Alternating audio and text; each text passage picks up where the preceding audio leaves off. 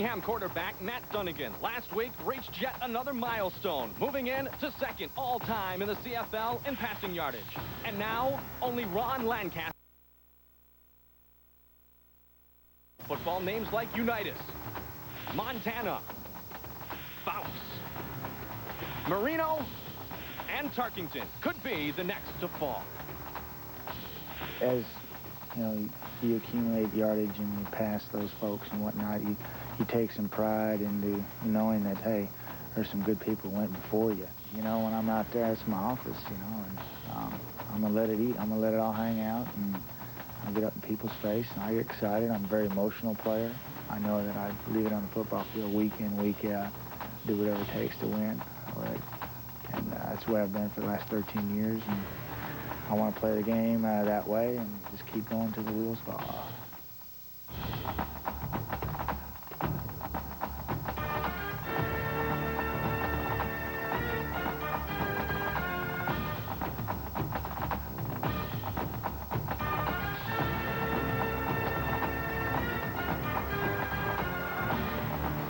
We welcome you to tonight's venue. This is legendary Legion Field in Birmingham, Alabama. Tonight it is CFL action here on ESPN2. The Stampeders and the Barracudas, Calgary and Birmingham. These two teams met 1 week ago at McMahon Stadium in Calgary, Alberta, Canada, and it was a showdown of the league's top two quarterbacks, Doug Flutie and Matt Dunnigan. They battled all night long, but then with under 2 minutes remaining and down by 4, Dunnigan went to work, completing 6 passes in a row to 5 different receivers. He marched his football team down the field. Calgary had not lost at home since 1992. Dunnigan's team had a -2 yards offensively up to this drive, and then with under 10 seconds remaining, he hit Eddie Britton, and the upset was official. Calgary was a loser at home to Birmingham. Hi again, everybody. Mike Goldberg along with the coach Mike Gottfried. And Mike, you talk about Matt Dunnigan. When Birmingham decided they were going to play in the CFL, they got Jack Pardee, and then Jack Pardee went out and got Matt Dunnigan. Well, Mike, Matt Dunnigan has a cannon for an arm and a quick release with the mentality of a linebacker playing the quarterback position. John Jenkins told me before the game, the offensive coordinator, that he's picked the system up quicker than any quarterback he's ever had. So tonight, I think he's going to see a lot of different coverages from this Calgary team. So it might be a different style of defense he's going to watch tonight. Well, unfortunately, we won't have the great matchup of quarterbacks we had 1 week ago. For the first time in his 4-year career as the quarterback of the Calgary Stampeders, Doug Flutie is out of the lineup due to injury. The 4-time CFL MVP who has really electrified the crowds at McMahon Stadium and around Canada and the U.S. And he is nice enough to join us live on the sidelines. And Doug, first of all, I know you went to Dr. Frank Jobe yesterday. What's the extent of the injury, as you can tell? Well, he believes there is a tear of the muscle, and at some point I may need surgery for it. The question is, and we're talking about it, can I rehab it throughout the year? Can I keep throwing, keep playing, and get through this season? And then at the end of the season, talk about surgery. I don't know. We're not positive right now how bad the tear is, and you know, hopefully within a few weeks it'll heal up strong enough that I can start throwing again. Well, the muscle Doug's talking about is in the elbow, basically, of your throwing arm, and I'm sure it's not an easy thing for you to stand on the sidelines and watch your teammates play. This could be the toughest thing I've had to do all year. The second half last week was pretty tough. Doug, it's Mike Gottfried. Tell us a little bit about Jeff Garcia, your replacement tonight. Jeff plays, he's playing a lot like I play. He's agile, he's mobile, he's not blazing fast, but he's got the ability to make things happen on his own. He is very comfortable with this offense, takes good reads, and makes some smart decisions. I just hope he gets off to a good start so he can get comfortable right away. We've got a couple new offensive linemen in there, and it could be a little tougher on Jeff because of that. Well, Doug, we appreciate your time here this evening, and wish we were seeing you in the lineup. Get healthy. Alrighty, thanks. Doug Flutie joining us live, and there's a familiar face, Luis Sendejas, to kick off. Birmingham has won the toss and elected to defer, and back deep are Marvin Coleman, number 17, and number 86, Pee Wee Smith, to receive the kick for the Stampeders. We're gone.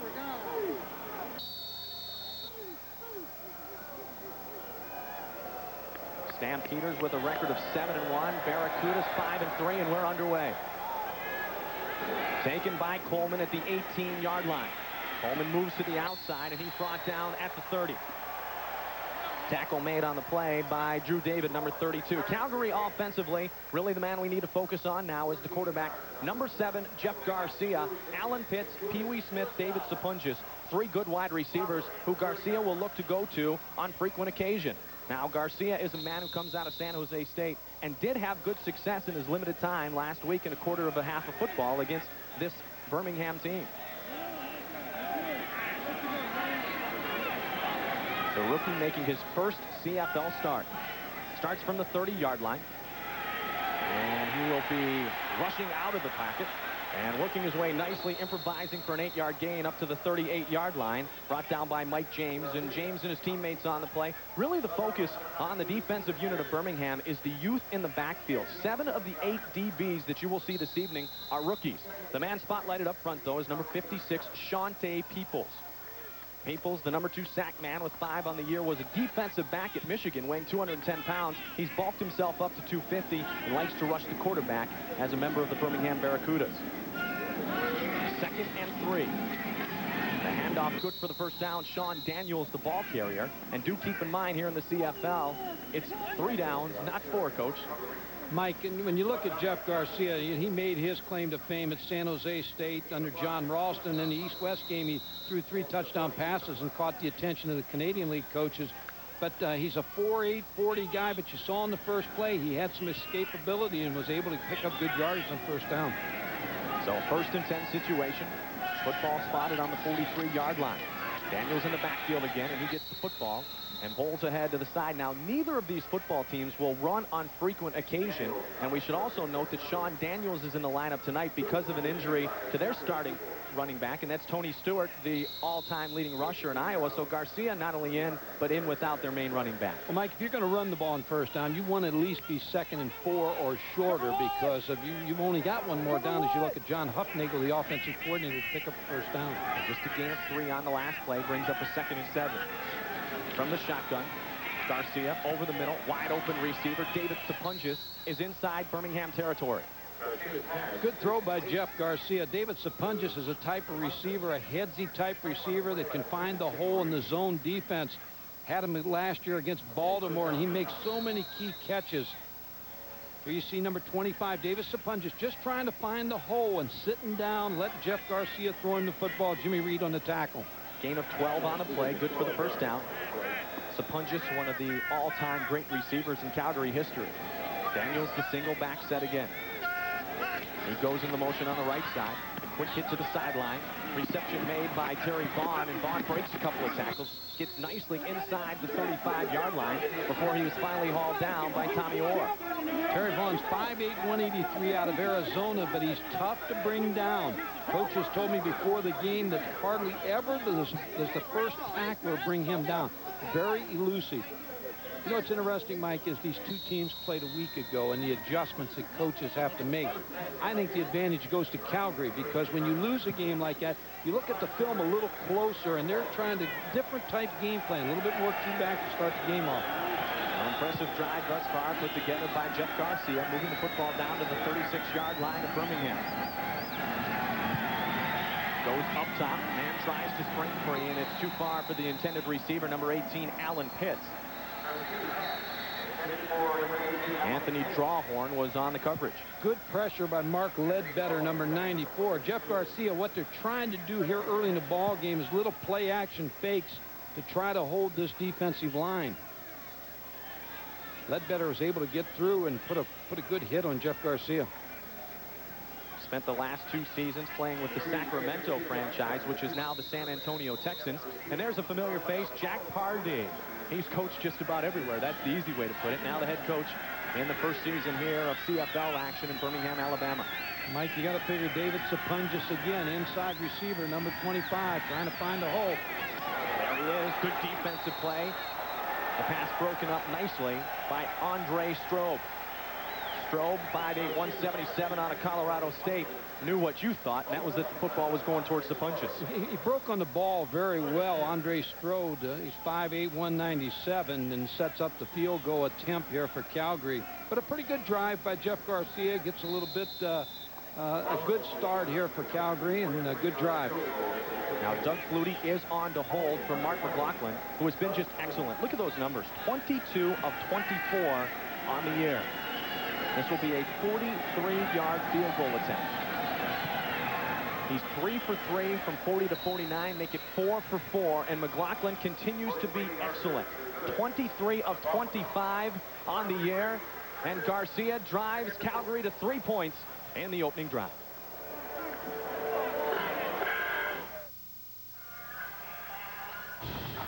ESPN2's coverage of the Canadian Football League is brought to you by the Discover Card. It pays to discover, the card that pays you back. By the more than 1,000 AutoZone stores across America. AutoZone, the best parts in auto parts. And by the beers. A diamond is forever.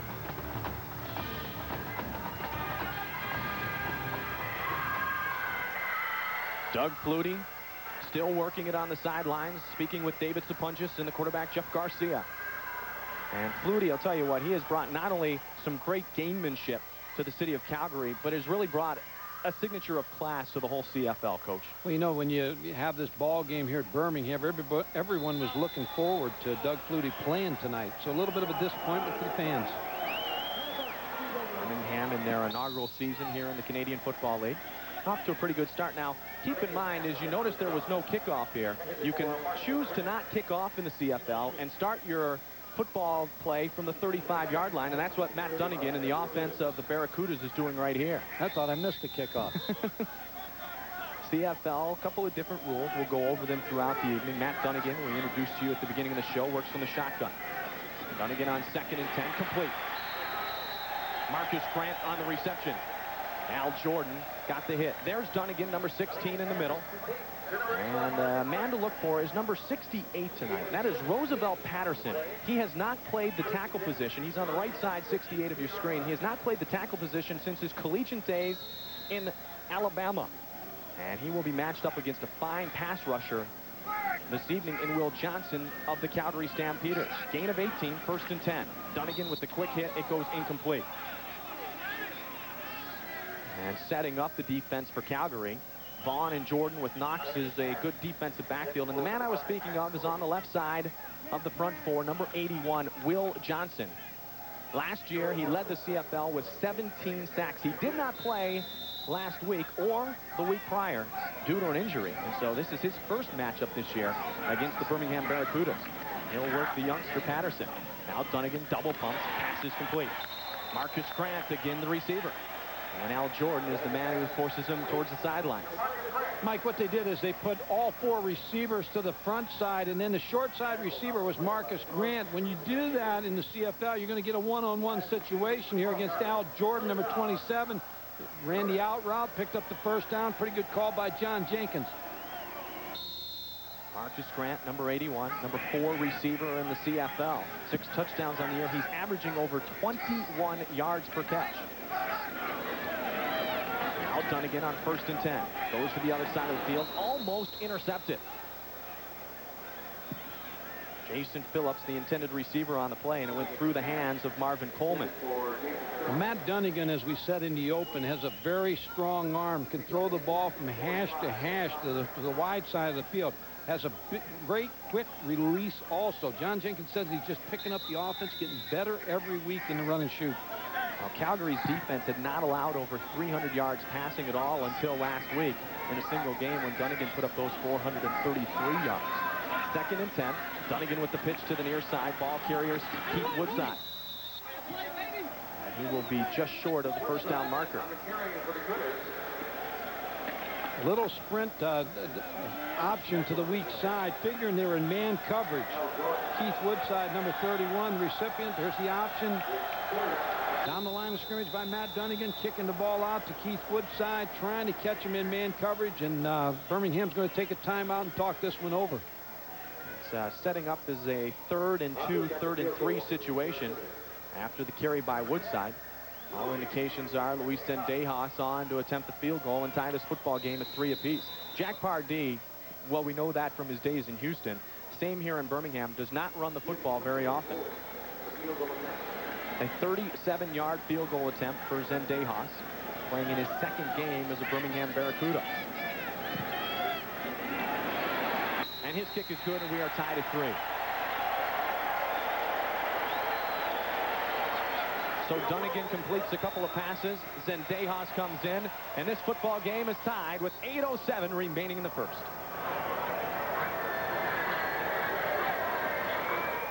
.807 remaining in the first quarter. Put everything in perspective for you. Calgary suffered their first loss of this CFL season last week at the hands of Birmingham. They have the best record in the Northern Division at 7-1. The defending Grey Cup champion BC Lions, number 2, at 7-2. You go over to the Southern Division, and that's where all the U.S. teams are based. Baltimore was a winner earlier today up against Toronto, so they moved to 7-3. Birmingham, a game less played, hoping to move to 6-3 tonight with the victory. Now, keep in mind one thing: you see less teams in the Southern Division. The number 5 seed in the North, when the playoffs come, will move to the Southern Division as they approach the Grey Cup to be played this year in Regina, Saskatchewan. Mike, go back to the decision that the Birmingham team made not to receive the kickoff. I would think in this game you'd want to receive the kickoffs because special teams is such a big factor with the wide field that I would want the ball on the kickoff. I'd want to try to return the kickoff. Then Dayhoffs. It will be taken at the 19-yard line by Marvin Coleman. Coleman, a good return last time, and now he does it again outside the 40-yard line, still on his feet, finally hauled down at the 43. 25-yard return for Marvin Coleman. There's the numbers for Jeff Garcia. 2 of 4, 28 yards in his first drive that resulted in the McLaughlin field goal of 43 yards.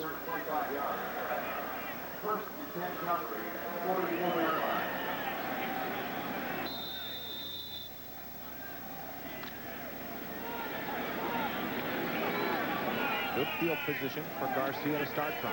1st and 10, football spotted on the 44-yard line of the Stampeders. And off around the outside. Ball carrier against Sean Daniels out of Bowling Green.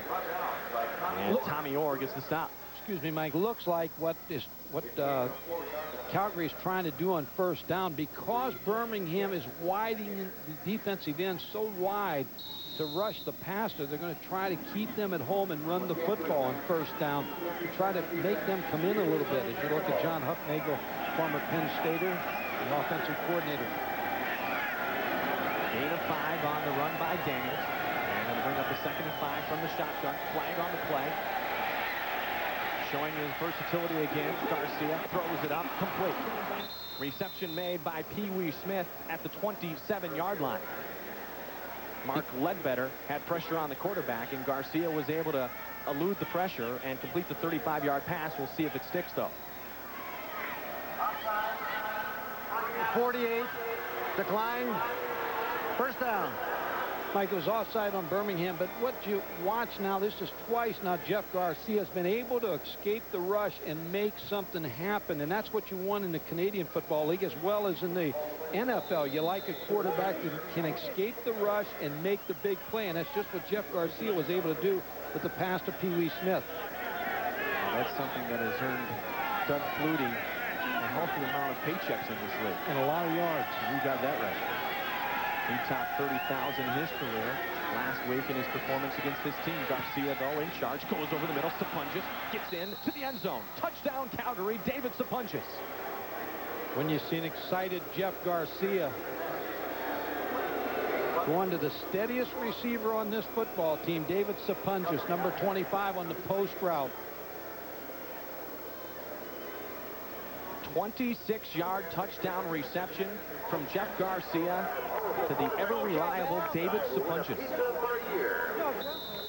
a special Pizza Hut Barracuda prize pack, all presented to you by Classic Rock. Sapunjis had 2 touchdowns last week against these very Birmingham Barracudas, and there's Doug Flutie in again to hold as the convert attempt comes the way of the foot of Mark McLaughlin. Mark McLaughlin makes his 307th consecutive convert. And Jeff Garcia has been very, very impressive offensively.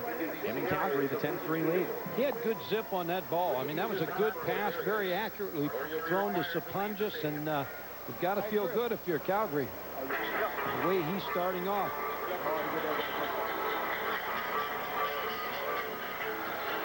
Here's the throw on the post to David Sapunjis. A little bit behind him, but you see David Sapunjis being able to adjust to the football and come back and make that catch. Here's the route now. We're going to watch David Sapunjis go down, stick. Now he's running the post. Now watch him come back and make the catch. Good concentration, and then the last-minute effort to dive to get in the end zone. I think the most important thing in these first two drives is that Birmingham has not been able to pressure Jeff Garcia. That's what they were able to do last week, get a little bit of pressure on the quarterback, because you see Jeff Garcia's numbers, 4 out of 6, without very little pressure from Shante Peoples, Marv, and the Angelo Snipes. Now this time as McLaughlin gets set to kick off, there will be a special teams play coming the way of Birmingham. They took the football on the 35 last time. Eddie Britton, number 1. And Matt Cody, number 5, back deep to receive. Taken by Cody at the 14-yard line. Cody gets some blocks over the far side of the football field, returns it up to the 40.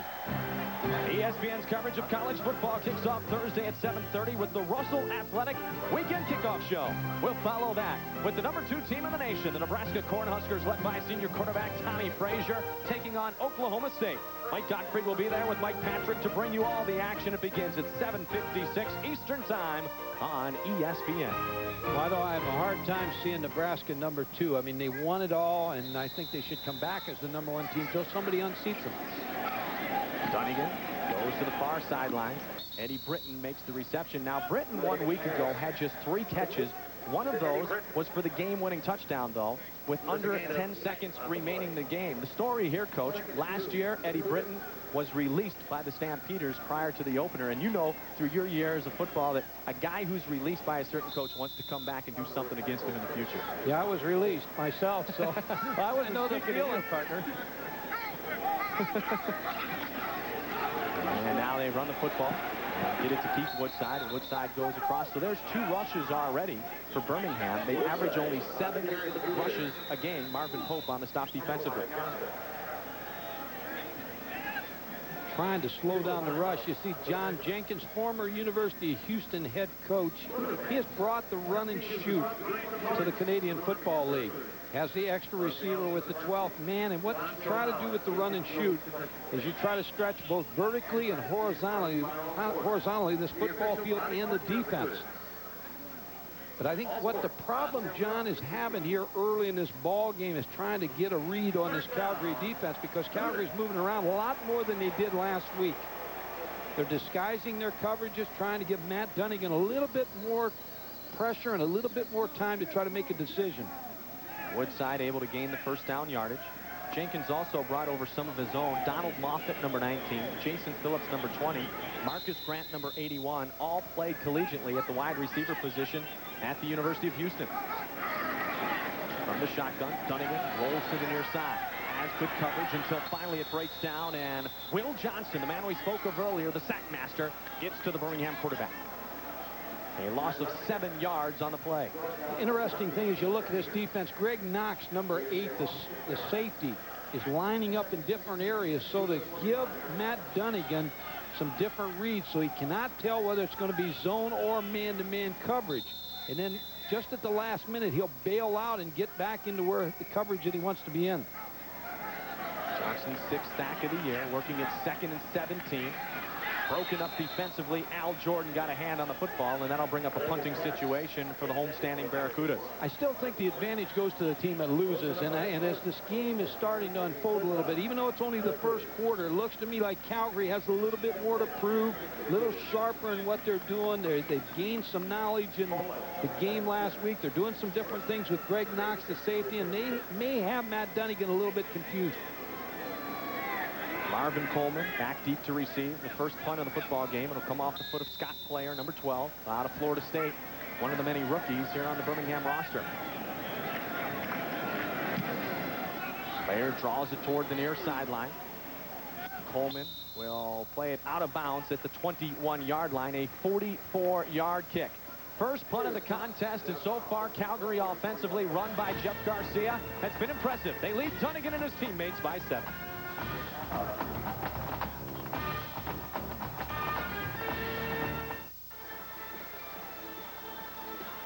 The man in the background with the glasses on right there is Wally Buono, the head coach of the Calgary Stampeders.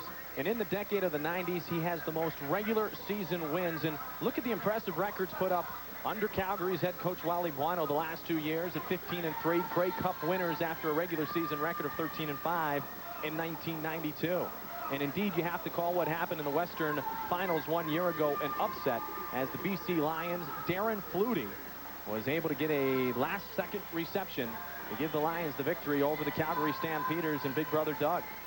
And Calgary starting off 7-0 this year, losing to Birmingham, but wondering, as you get a good look at the offensive unit, how long they will be without their quarterback, Doug Flutie. If you joined us late, Flutie with a tear in the elbow of his throwing arm. He is not in the lineup this evening. As far as the quarterback position, he has been on the hold for Mark McLaughlin, the place kicker. There was a holding penalty after the punt, so back in the deep in their own end, Pee-wee Smith trying to get Jeff Garcia out of trouble. It goes incomplete. Angelo Snipes is the defensive lineman that Calgary has to control. Now watch the running back, number 34. Sean Daniels, he's going to pick up Snipes, but he misses him. Now they're trying to help Bruce Beaton, the left tackle, because Bruce Beaton had some trouble with Angelo Snipes last week. So they're going to try to give him some help with the back, and sometimes Jamie Crysdale, the center, will come out and double on Angelo Snipes. Deep at the 11-yard line of Calgary, Garcia works at 2nd and 10.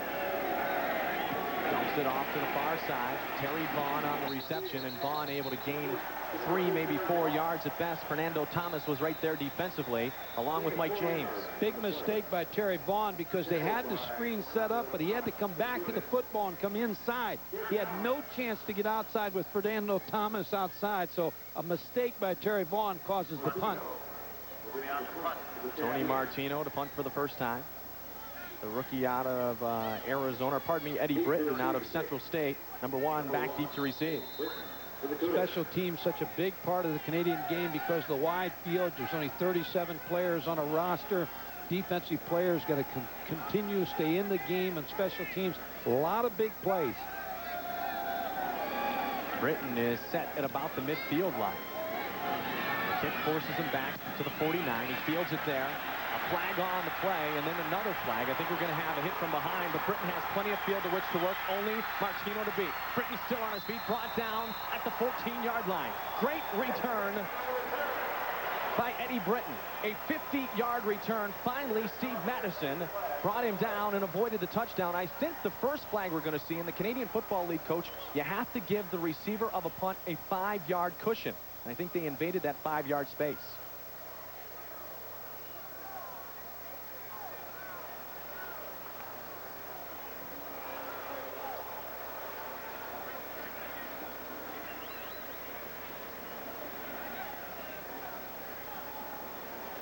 And then the hit from behind as the second flag came a moment later.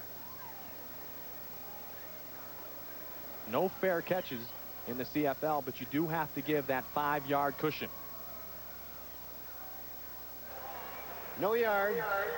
Calgary number 14. Illegal block. Birmingham. First down. Here's the cushion, Eddie Britton.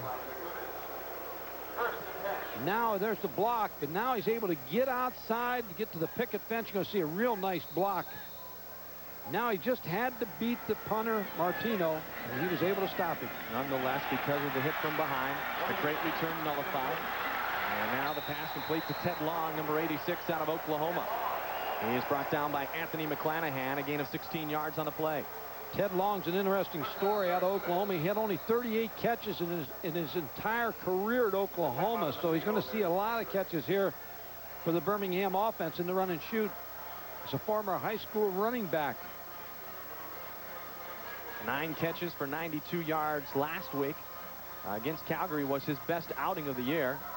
And Matt Dunnigan, the quarterback out of Louisiana Tech, in his 13th season, and he's back in the South where he's from.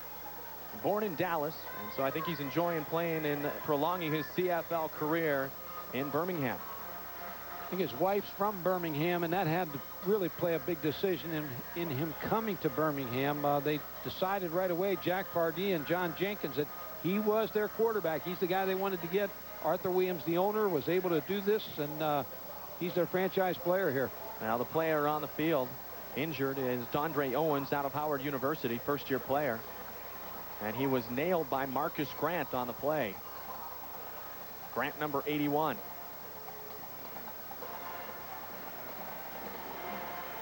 And then Long trying to gain a couple extra yards at the end. And now, thankfully, Dondre Owens is up and walking off the field under his own power.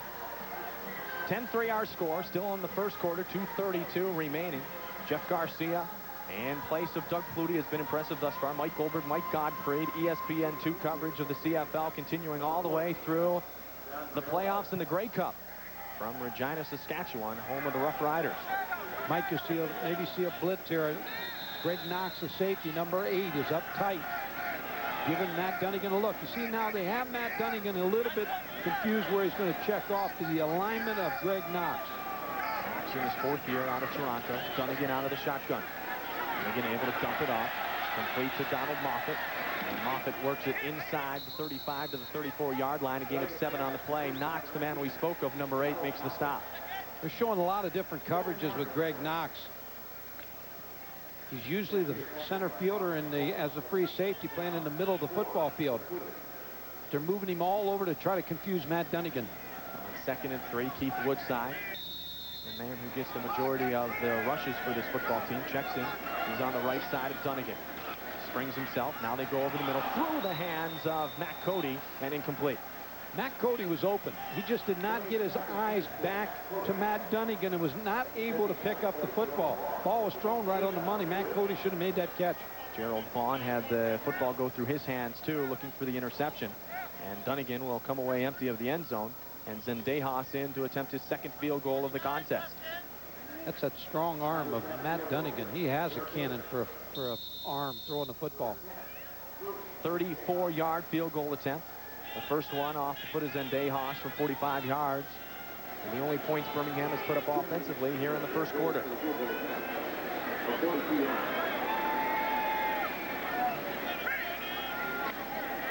42-yarder by Zendejas is up. And it is good. So Luis Zendejas, that's the reason they signed him. 2 for 2 on the night. And Calgary's lead cut to 4. 10-6 the score, with 1:18 remaining in the first quarter. We're talking CFL, and on Monday we talk the NFL. NFL Prime Monday kicks off this Monday night at 7:30 Eastern Time with the season preview. Join Mike Tirico, Joe Theismann, and the newcomer Sterling Sharp for 90 minutes of what we can expect this season in the National Football League. Prime Monday, Monday night at 7:30 on ESPN. It's all ready to get going. College football got started this afternoon, and what a comeback by the freshmen, and the Michigan Wolverines get the victory in Ann Arbor, 18-17 over Virginia. Well, Virginia blew the 17-point lead, and Michigan with a new quarterback starting. They have Illinois next week. That'll be a tough game for them at the Illini. Simeon Rice, the great linebacker, loves to rush the quarterback, and he returns on a defensive unit of Lou Teppers, which last year was just outstanding. And they may have a better linebacker than Simeon Rice and Kevin Hardy. Now, both of those guys, there's not many teams have 2 good linebackers like they do. Marvin Coleman and Pee Wee Smith back deep to receive for Calgary, as the Stampeders lead 10-6.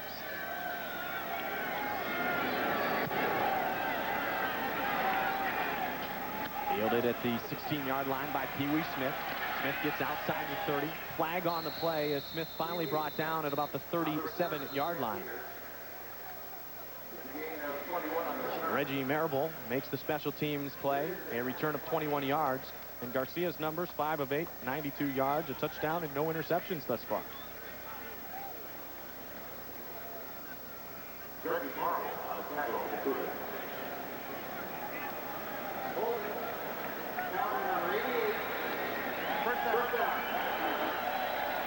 Number 88 is Vince Danielson out of British Columbia. And a holding violation will move the football back, and it will be spotted at the 20-yard line of the Stampeders.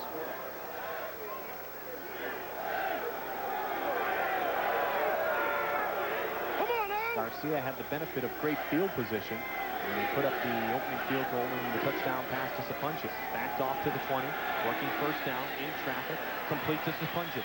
Sapunchis out past the 35, breaks a couple of tackles. Finally, he's hauled down at the 42-yard line by Jimmy Reid. A gain of 22 yards on the play by David Sapunchis. Well, it's a good call by John Hufnagel, because what you want to do for Jeff Garcia is slow the pass rush down and make sure you've got Angelo Snipes controlled. Now here's Angelo Snipes. You're going to have play action pass. You got beaten number 64 coming back. Now you got backs picking him up. You've got some help from your other guard. And now here's the fake. Jeff Garcia just sits back in there, finds Davis Sapunjas in the middle of the field for the big gain. From the 41-yard line. Garcia on the quick hit to the near side to Terry Vaughn. Vaughn breaks the tackle, and he gets near another Calgary first down as the final seconds of the first quarter tick away. Mike James makes the stop. Terry Vaughn the reception. And Calgary without Doug Flutie, after one quarter of play, leads the football game here at Legion Field. 10-6. Garcia thus far has been impressive.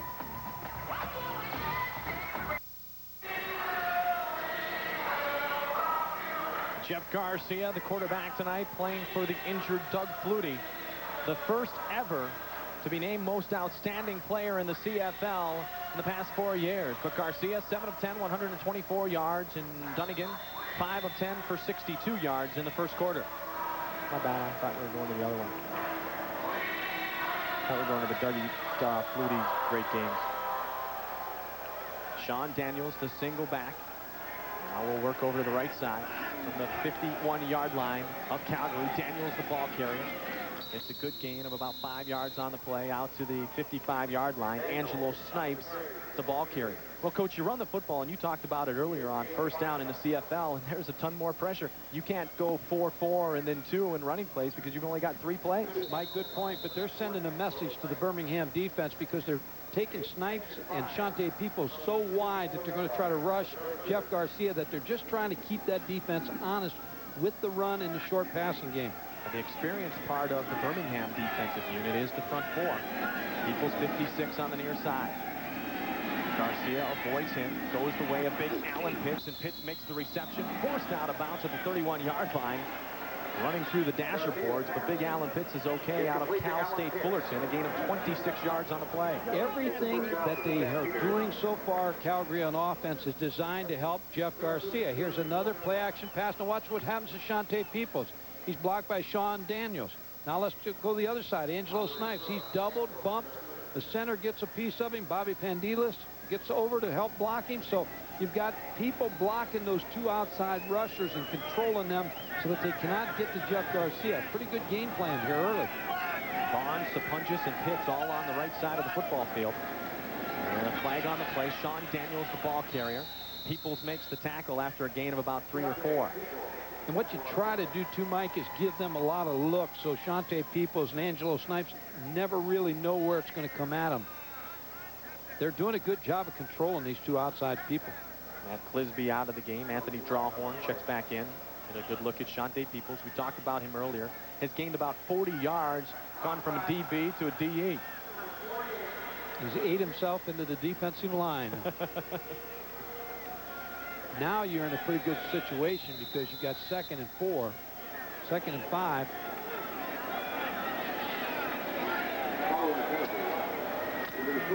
Should be first down, 1st and 5. Scoreboard's wrong. Down the field, you can see the yard marker. Indeed, first down. And working from just outside the 25-yard line in the shotgun, Garcia. And the flag goes off as too much time taken to get that play call. Mike, you mentioned earlier, not only are they without Doug Flutie, but Tony Stewart. They're fine running backs, so they're... Time count violation. Calgary number 7. Still first down. So that 5 they had there, they lost. Now it's 1st and 10 again. But without Tony Stewart and Doug Flutie, they're getting a lot of good offense in this first half. Ollie Guano has the puzzled look on his face, and justifiably so, as he's not sure in the future of Flutie. A rib injury to Tony Stewart, the all-time leading rusher at Iowa in his fine, impressive collegiate career as a member of the Hawkeyes. Very highly recruited player out of New Jersey, Tony Stewart. Chose Iowa. Had a good career. In his sophomore year. Rushed for over 1,000 yards and 8 touchdowns. The officiating crew gets things sorted out. We'll go back to 1st and 10, Coach. What did that mean when he hit his wrist there? Something on his hand. See? From the shotgun, Garcia. Goes inside. And again, it is Vince Danielson on reception number 88. And Jimmy Reed makes the stop. Danielson out of the University of British Columbia and a resident of Vancouver. 15-yard gain. Tried to pressure him, Mike, there with an outside linebacker. Mike James blitzed, but now they're in man coverage. Jeff Garcia read it right from the start of the play. Vince Danielson was open on the curl route with another first down. Garcia was looking to Sapunjas a lot earlier. Now he's kind of spreading the wealth, using all his wide receivers. So he'll go back to Sapunjas or Pitts right here. Under pressure, incomplete. Good pressure applied on the play by Angelo Snipes and Shante Peoples. Well, we talked about the outside rushers. You've got to control them. And so far, until this play, they've controlled them. Angelo Snipes out of West Georgia College. See how wide they are? The wide alignment by the two outside defensive ends. Just able to knock Bruce Beaton right back into Jeff Garcia for the sack.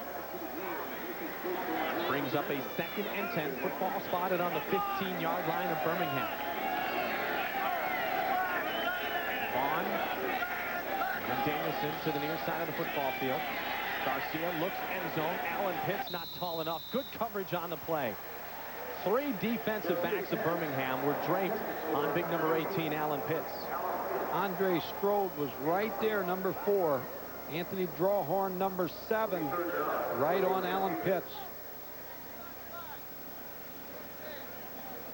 Alan Pitts going to break down, run the post.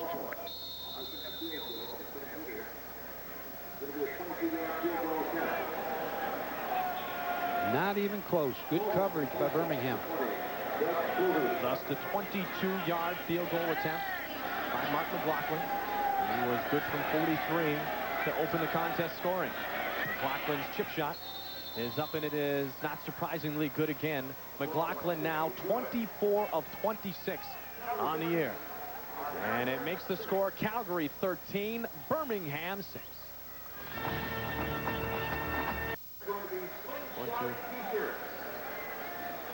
We welcome you back to Legion Field here in Birmingham. Mike Goldberg, Mike Godfrey.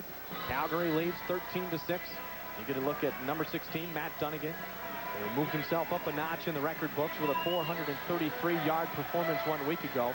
The number 2 all-time passer in the Canadian Football League. And for many years, he starred as the quarterback of the Winnipeg Blue Bombers and also the Toronto Argonauts. He's made a couple of trips to the Grey Cup and has not made a trip to the sideline after an interception in quite some time. 140 consecutive pass attempts since his last interception.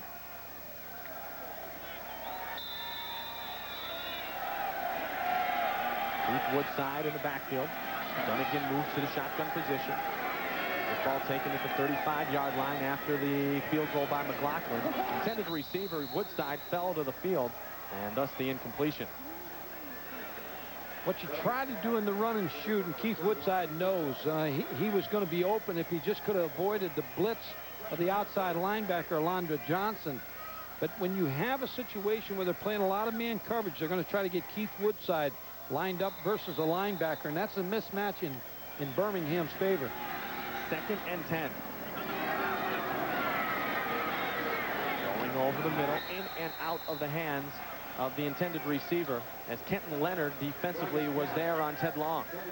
And just like that, you're punting again. So 2 plays and you're punting the football and your defense is back on the field. That's why I say conditioning is such a big part of the Canadian Football League games. And keep in mind, up in the northern part of our world, Calgary, Alberta, Canada, temperatures have been very mild.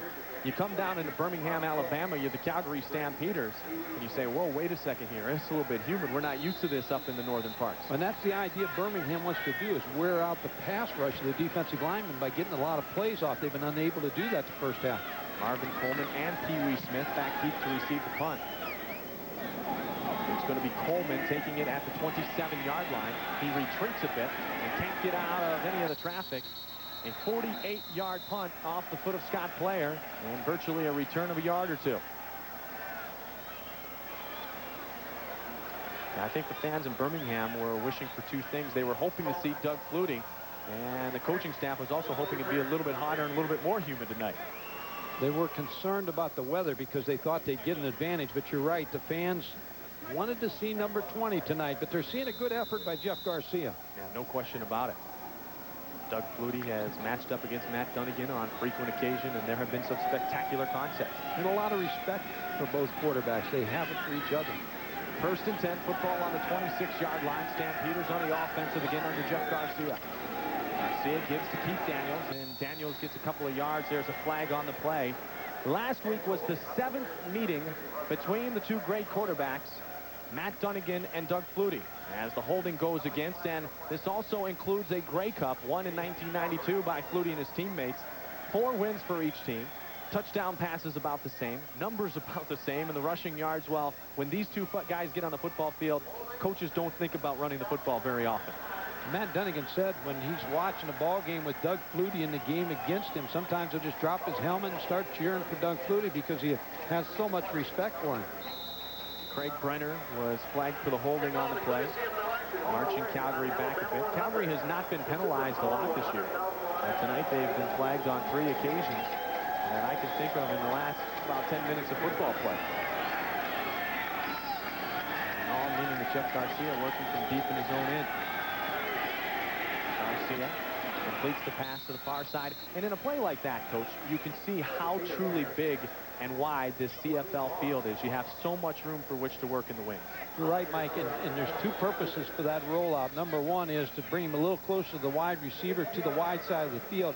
And second of all, to move the pocket around. You don't always want your quarterback back 7 yards behind the center.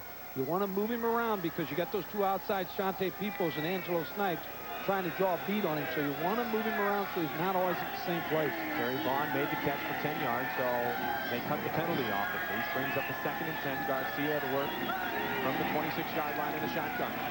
Garcia over the middle to Punches, and he was hit immediately on the play. May have been just short of the first down yardage. Reggie Marable, number 30, made the tackle. David Sapunches.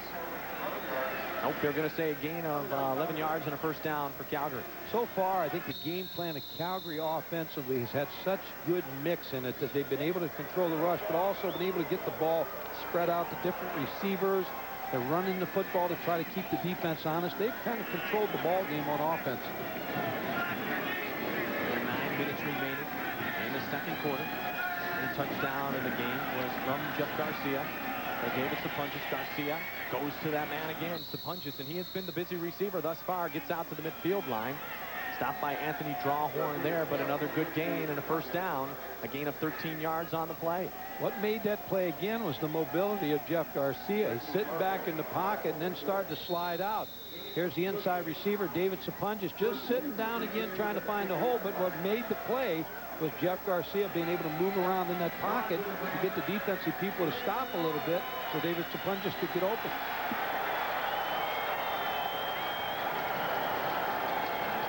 All at the 50.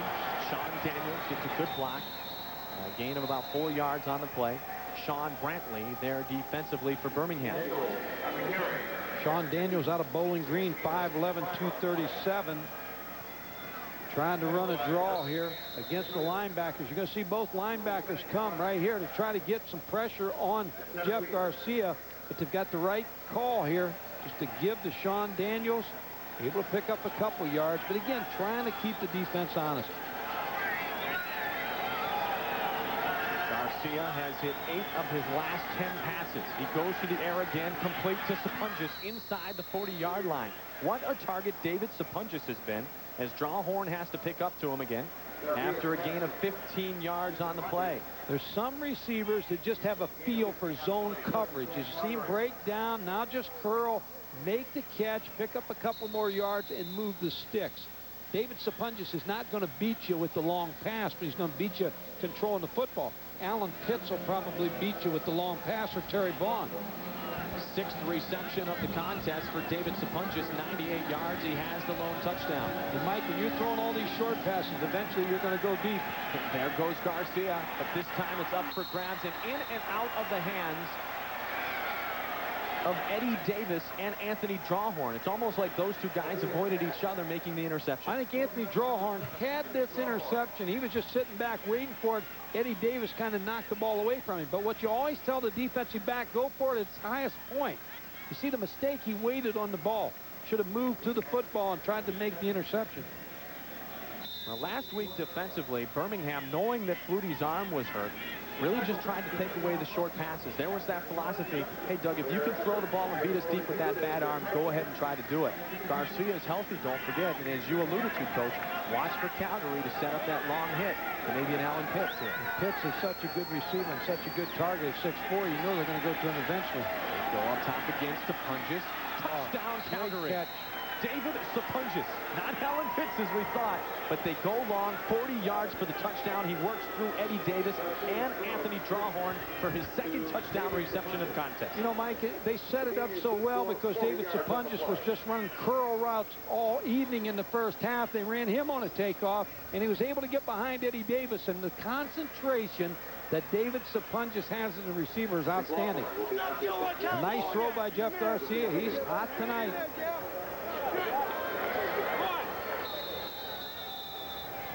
McLaughlin to come and try to make it 20-6.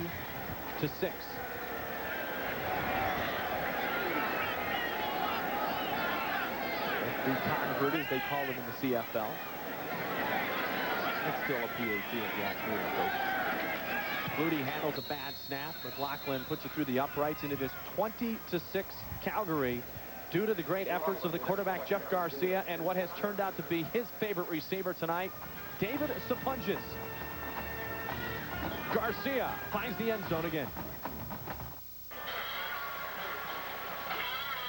David Sapunjis in '93 was the most outstanding Canadian, the first ever Canadian to record over 100 catches in a season. He led the CFL with 103, and he leads the attack of Calgary this evening. 2 touchdown receptions, 7 catches, 138 yards for David Sapunjis. Like a coach on the field, he knows what he's doing. He knows how to get open. We're going to look at David Sapunjis here as Jeff Garcia rolls to the left. David Sapunjis just runs down the middle of the field. Eddie Davis didn't see him, gets beat deep, and then you see the concentration of David Sapunjis bringing the ball in for the touchdown. Britton and Cody back deep to receive.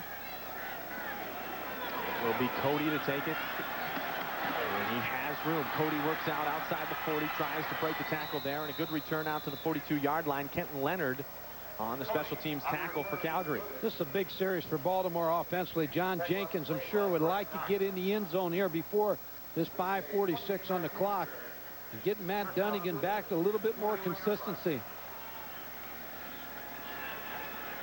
Garcia's numbers impressive already, over 250 yards passing and 2 touchdowns. For the youngster out of San Jose State making his first start of the night, it turns into Garcia against Dunnigan.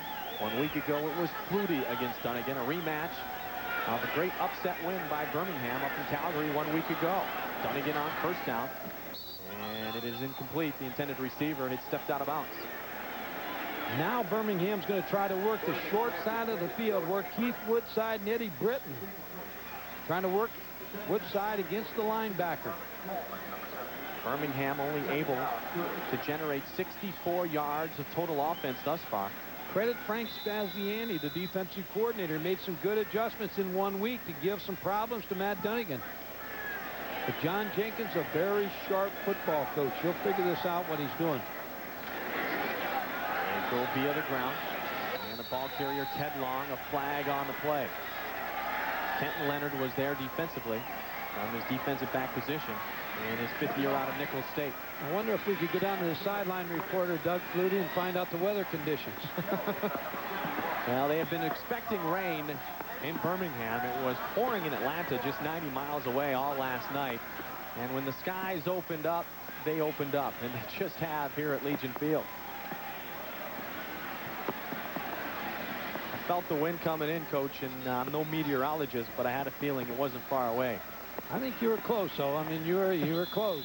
You had it over in Atlanta, so it's here now. Well, I applied for all those weather jobs coming out of college, and then I couldn't get those, so I decided sportscasting would be the next step. You're in a better job. There you go. Dunnigan, near side. Oh, big hit applied by Marvin Coleman. Coleman just drilled the receivers. Yeah, Jason Phillips, number 20. Jason hadn't been hit that hard since he was at Taft Junior College, then at the University of Houston. Second down. Barracudas. Still a gain on the play to set up a 2nd and 2 for Birmingham. They go to the ground and keep Woodside. Flag on the play. Woodside stops I believe, short of the first down yardage by Anthony McClanahan. Going to be close.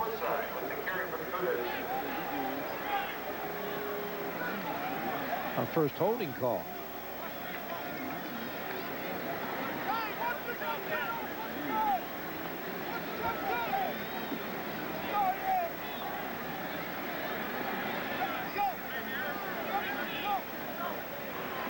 Holding. Birmingham number 69. Decline. Third down. Jeff Neal is called for the holding, Mike. Will be third and 2 for the Cougars. As the reins come down, Matt Dunnigan to work 3rd and 2. Going to go for it. Yep. Set up the play. Now there's a 1-yard cushion that has to be given. Dunnigan pitches it ahead, flipped up, and another flag on the play. Ted Long again was the ball carrier. Big Daddy Marvin Pope was in defensively. I was reading something interesting this week, Mike. That the coaches in the American cities were complaining about the officiating. They felt like they favored the Canadian teams. And Dunnigan comes away empty one more time. Calgary leads by 14.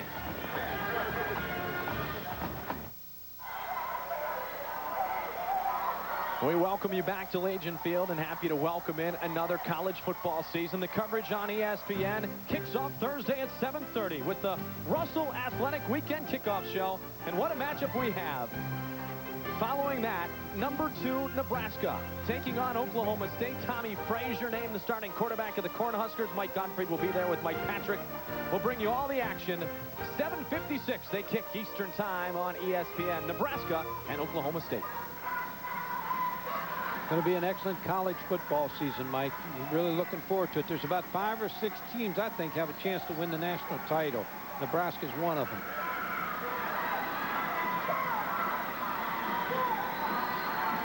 Jeff Garcia out of San Jose State has been impressive thus far. We get a good look at the Birmingham defensive player, number 56, Shante Peoples, and Angelo Snipes, 2 guys who like to get to the quarterback, who have been held in check by this strong offensive line of the Stamps.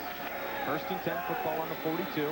Sean Daniels, the ball carrier, goes around the near side and gains a couple of yards. And you speak of the offensive line of the Calgary Stampeders, coach. And going into last week's game, they had allowed just 7 sacks in their first 7 games of the season. They allowed 3 last week, but still, this is an offensive line for Wally Buono's team as good as any in the CFL. And you credit Doug Flutie with a lot of that because he's quick, getting rid of the football, and he's hard to trap back there. And it looks like Jeff Garcia is the same type of quarterback. He's been able to escape a couple times tonight.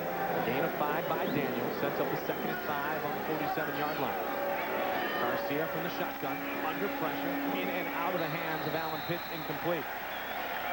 Shante Peoples with good pressure there, the former All-Big Ten defensive player.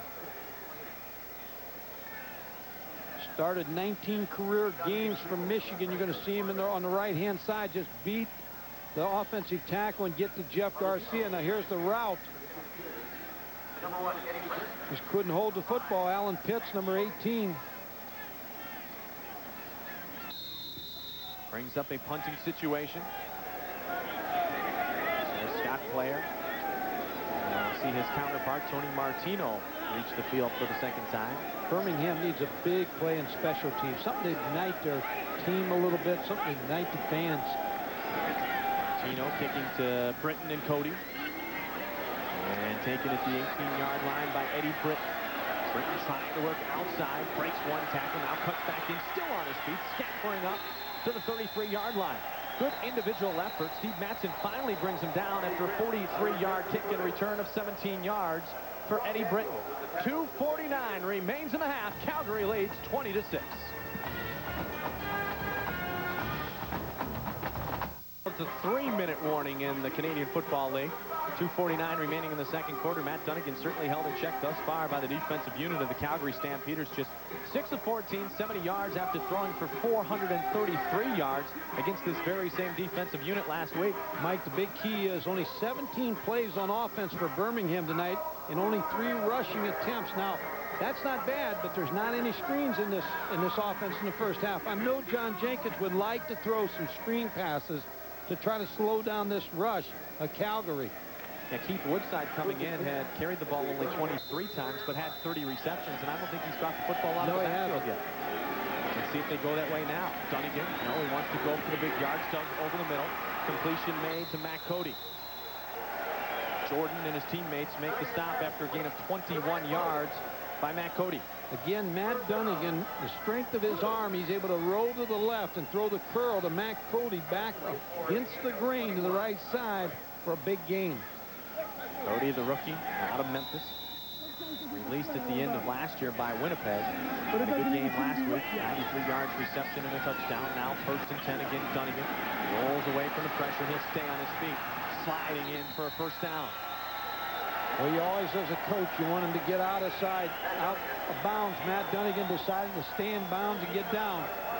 McClanahan had the pressure on him. A 12-yard gain, and the clock will stop for the gaining of the first down yardage while they adjust the chains.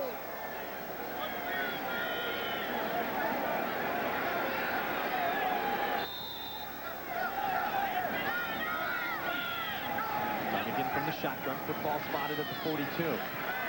Lots of time for Matt Dunnigan. Incomplete.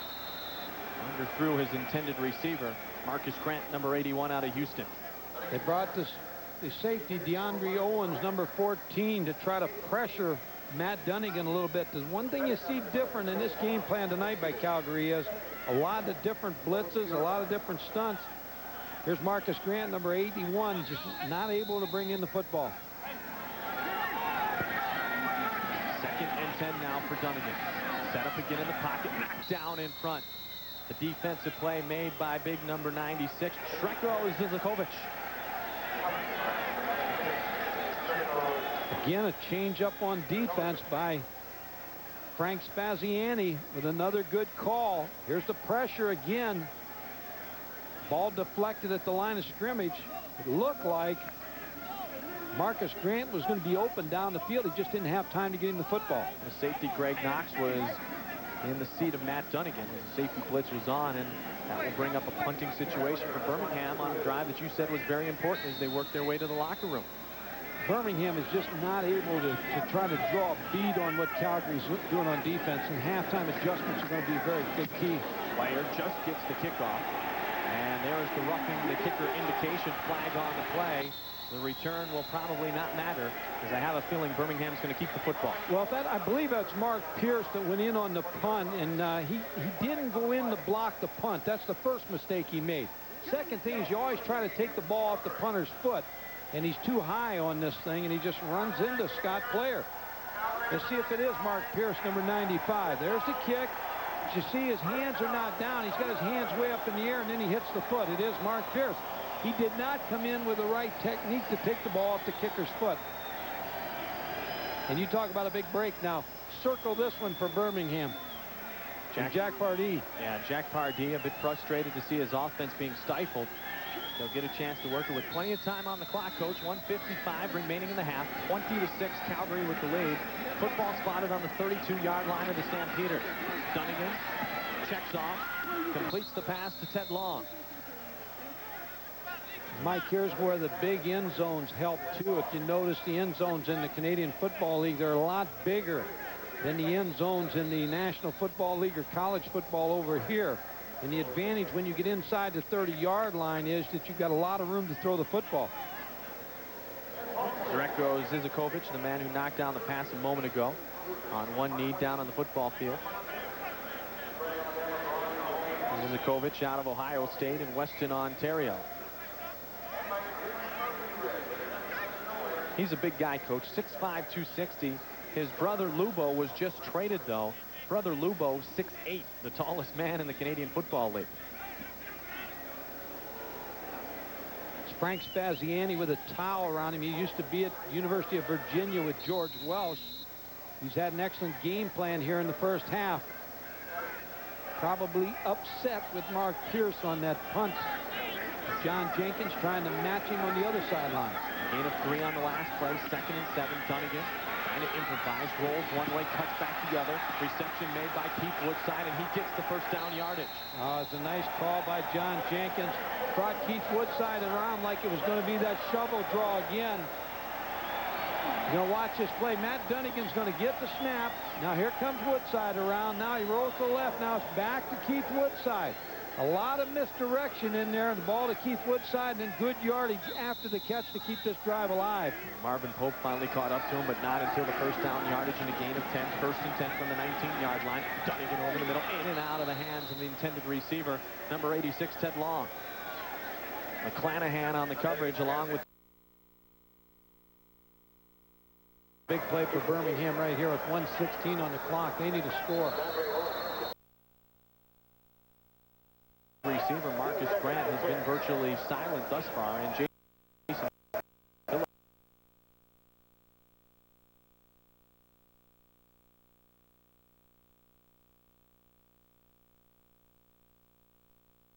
also has not seen the football on much occasion as Marvin Pope, number 91, out of center. His wrist. He wears the game plans on both sides so that he can give a number.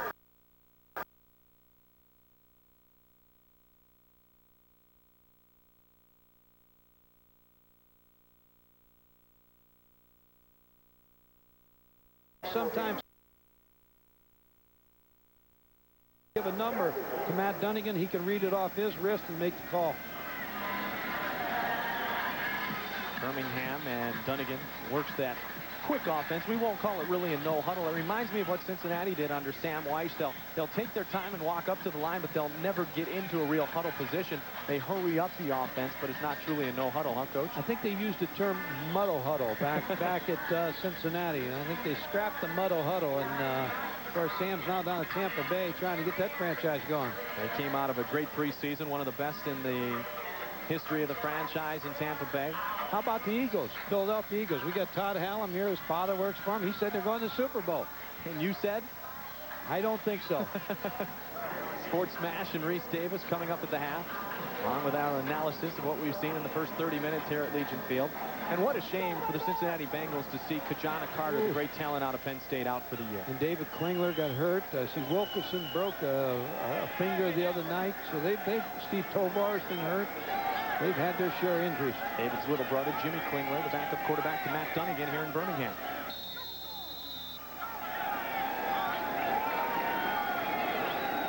Second and 10 from the 19-yard line. Dunnigan handles the bad snap, goes over the middle, incomplete. Intended receiver was number 81, Marcus Grant, but the pass was well short. They're going to take the 3 points here. They're going to try the field goal. Lewis and Deus. I'll tell you what, Dunnigan has run up some numbers this football season. He put up some points on the board, and this is not a very typical Birmingham offensive performance. You know, it's not, but credit Calgary and their defensive plan, because I think they have him a little bit confused here in the first half. The advantage, again, like we talked about earlier, when you play a team a week ago and you lose, you make some more adjustments than the team that wins. Zendejas to attempt the 28-yarder. He's 2 for 2 on the night. Zendejas is kicked. The driver is up, and now he is 3 for 3.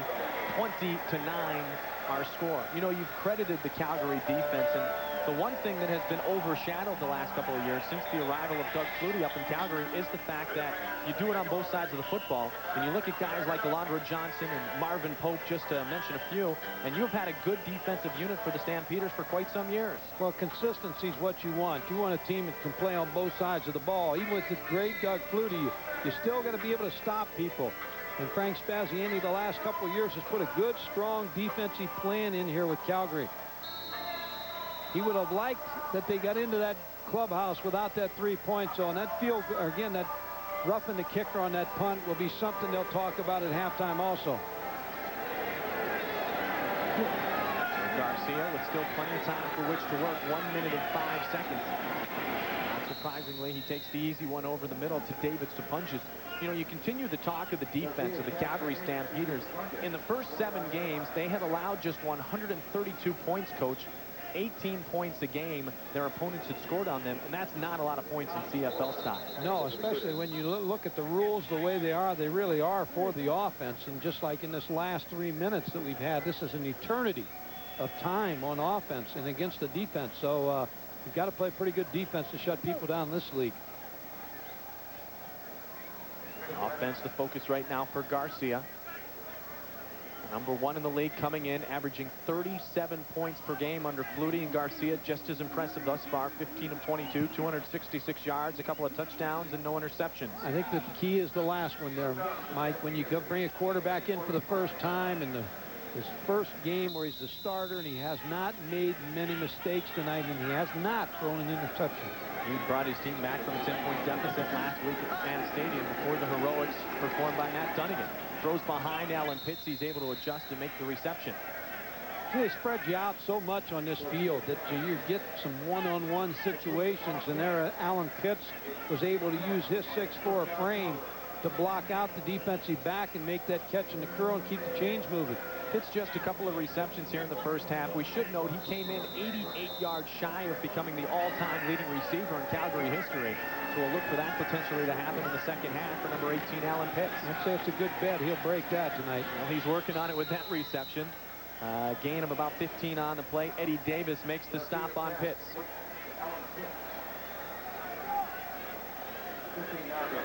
Alan Pitts, number 18, is going to run a post route now. He just ran a curl. Little move inside.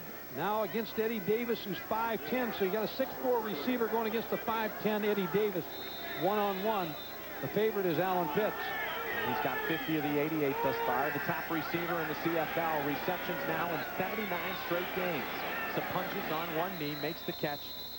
And he gets about 8 yards on the first down play. Mike James with the defensive play. Very patient drive by Calgary. John Huffnagel with the play sheet, making the calls, but it's a very patient drive with 20 seconds on the clock. They're going to try to get points on here. Maybe try to go to the end zone once or twice here before trying to settle for a field goal. 2nd and 2. First on the Mines. And gaining the first down yardage was Sean Daniels. Mike James again makes the stop. James out of Mississippi State. Daniels, as Coach mentioned earlier, in his 7th CFL season out of Bowling Green. Played for the Falcons. Probably got one shot here, maybe 2 at the most, Mike, to try to get Pitts down the field, or Terry Vaughn to try to get him in the end zone one time. Clock running. Garcia looks towards the end zone, but not far enough. Sapunges, did he get the timeout called before the end of play? We'll find out. Well, the scoreboard clock shows no time. And that is indeed the call. Sapunges made the reception at the 15, had to go to the secondary receiver. And Wally Buono's team dodges a bullet late, as Birmingham able to just come away with the field goal, and Calgary leads after one half of play, 20-9. Don't forget, we check in with the Sports Smash and Reese Davis after this. Jeff Garcia, impressive in the first half. To Legion Field in Birmingham, Alabama, the visiting team in control of the first half of football. The Calgary Stampeders leading the Barracudas by a score of 20-9. Mike Goldberg, Mike Gottfried upstairs, and really the big story all night long as we entered the football game was the absence of Doug Flutie for the first time in 4 years as the starting quarterback at Calgary, and the youngster Jeff Garcia has come in and done a job. Well, the story's been Doug Flutie and Matt Dunnigan, but Jeff Garcia is the guy who's performing. He's thrown 2 excellent touchdown passes in this ball game to really help this ball club get the lead. Garcia coming in for Flutie and making his first ever CFL start this evening out of San Jose State. And I'll tell you what, this kid has shown great poise and also gone to receivers who have been very effective in the past for Doug Flutie. You're going to see Jeff Garcia's presence in the pocket. He's excited. This is his first touchdown pass. Here he rolls out to the left and hit David Sapunges down the middle for the second touchdown. But again, credit the offensive line and the protection and the game plan of John Huffnagel in the first half. 19 of 26, 312 yards, 2 touchdowns, no interceptions for Jeff Garcia. Now, last week in the football game against these Birmingham Barracudas, Doug Flutie really spread the wealth around, Coach. Looked to a lot of different receivers. Tonight, though, Jeff Garcia has picked out a favorite, and he is number 25, David Sapunges. 10 receptions in the first half of play. Well, if you're going to pick one out that knows how to run routes and catch the football. And David Sapunges does that. He can catch the football, and also a very heady player. We talked about earlier, he's like a coach on the field. He can find the soft spot in the zone, and he can run away from man coverage. He's made some excellent catches. And And Sapunjis number 25. And there's Matt Dunnigan, the highest paid player in the Canadian Football League. He says he needs another 3 good years to pass Ron Lancaster as the all-time leading quarterback passer in Canadian Football League history. He signed a 3-year guaranteed deal with the Cudas, but has been frustrated thus far by the Calgary defensive unit. Just 9 of 21 for just over 104 yards, and yet to find the end zone. 3 field goals by Luis Zendejas, the only scoring for the Barracudas in the first half. I think, Mike, you'll see some adjustments by John Jenkins and Jack Pardee here in the second half. Now, they've got a little bit of a vision of what Calgary's doing on defense, so now the adjustments become paramount to move this football. Calgary has played just 3 different opponents in the last 6 weeks. This is the second game against Birmingham, and they had back-to-backs with Hamilton and also Winnipeg. They'll have the next 10 days off. The Barracudas not so fortunate. Barracudas will play next Friday at Ottawa, a game you'll see here on ESPN2. Matt Cody and Eddie Britton back deep to receive with a kick off the foot of Mark McLaughlin. As we are ready to get the second half started here at legendary Legion Field in Birmingham, Alabama. They call it the football capital of the South. Britton at the 22-yard line after the short kick. Britton scampers towards the sideline, forced out of bounds at about the 40. And this is how the numbers looked in the first half. In the passing yards, the great difference. As a matter of fact, total yardage, really what virtually a big difference for Calgary and Birmingham. 4 penalties called, and the time of possession almost double for the Stampeders as they lead by 11. That's the key. 1940 on the time of possession by Calgary, 10-20 for Birmingham, and only 15 yards rushing. But when you look at Calgary, they only have 39 yards rushing, but they're controlling the ball with the curl passes and moving the sticks with David Sapunjis. Marcus Grant, seen the football only a couple of times. Big game last week. Now Dunnigan, full pump, pressure on. Dunnigan goes to the far sideline, completes the pass to Eddie Britton, number 1. And Britton gains just a couple of yards on the play. Stu Laird with the pressure on Matt Dunnigan, but Eddie Britton did a smart thing. He was able to come back to the football to help Matt Dunnigan. He's in trouble. Here's Eddie Britton, number 1, running a curl route. Now he sees Matt Dunnigan in trouble. You see him come back to the football. Smart move there. Picks up yardage and causes giving him an alternative to get the football to him. 2nd and 7. Dunnigan trying to go up top. Good defensive coverage on the play. Gerald Vaughn, number 38, out of Ole Miss, running stride for stride with the receiver. Matt Cody, number 5, and he's able to hit the ball with his right hand, knock it away from Matt Cody, and force the punt. Gerald Vaughn in his 3rd CFL season forces another punt for the Birmingham Barracudas. Pee-wee Smith, number 86, and Marvin Coleman back deep to receive. They kick off the foot from Scott Flair. Taken by Smith at the 31, and he'll get just a couple of yards, about 8 on the return, a 34-yard kick. Mike David Sapunjis played such a big part in the first half, number 25. Excellent receiver. You're going to see him on the post route, able to come back across his body, make the catch for the touchdown. Here's another touchdown pass where he beats the safety Eddie Davis. Now here's an important part. Didn't help because of the time ran out, but watch him. Smart receiver, calling timeout just before the half, trying to get the clock stopped, but was not able to. But smart and in the game, Mike, knows what's going on. 7 receptions, 75 yards, 2 touchdowns last week. He has bettered those numbers tonight in just the first half. Garcia to use his feet. Scrambles up, gains about 8 yards on the play. Jimmy Reed chased him down. That play was a bust from the start. Jamie Crysdale, the center, on the shotgun because they want to get Jeff Garcia back. Watch the snap ball. Real low snap. Throws Jeff Garcia off just enough. Now he decides to run. Come out of the pocket. Jimmy Reed, number 39, is going to make the tackle. But that play started with a bust. Good job done by Garcia to pick up 7 yards on the play. Set up the 2nd and 3. Football spotted at the 45-yard line of the Stamps. They go to the ground. And Craig Brenner was right there with the ball carry, and Shante Peoples was there to meet him. Now, if it's real short here, the Canadian teams like the quarterback sneak because the 2-yard rule. Everybody has to be off the line of scrimmage. We'll see how close it is, whether they want to try the quarterback sneak with Jeff Garcia. Yeah, 3rd and 1 is almost a virtual go-for situation in the Canadian Football League. I think what they're going to ask for is a measurement first to just see how far they have.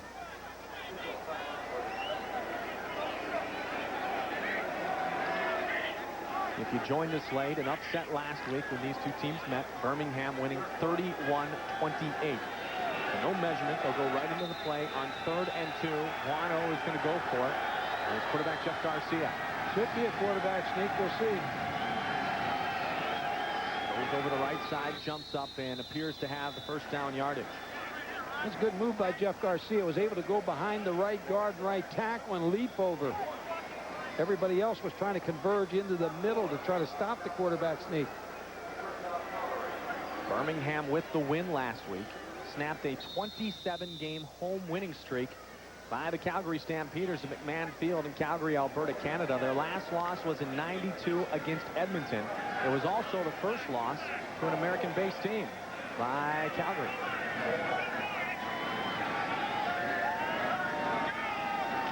Garcia trying to return the favor. Goes up top. Sideline complete. Pee Wee Smith, a good reception on the play. Forced out of bounds inside the 30-yard line. You can't throw the football any better than Jeff Garcia just threw this football. Pee Wee Smith against a kind of a rolled up corner. Here we're going to see the pressure first. Angelo Snipes in there. Pressure from Mike James. Now watch the rolled up corner. Now Pee Wee Smith gets behind the corner, and the ball couldn't have been thrown any better. Fernando Thomas was the rolled up corner, and a big gain for Calgary. 37 yards before Eddie Davis was able to force Pee Wee Smith out of bounds, and so great field position now on the 24-yard line. Mike, sometimes you like to throw the 3-step quick hitch or quick out, but I think what happened there was rolled up corner. Pee Wee Smith made the adjustment, and Jeff Garcia read it and put the ball right on the money. 6th year out of Miami. From the shotgun, Garcia from the 24 dumps it off. Little possession reception made by Pee Wee Smith. And he was hit immediately by Jimmy Reed and Tommy Orr. Credit Tony Marciano, too, the offensive line coach for Calgary, because last week they had some trouble with this front of Baltimore, but tonight's game plan has been such a game plan that we haven't called Angelo Snipes' name a lot. We haven't called Shante Peoples' name a lot.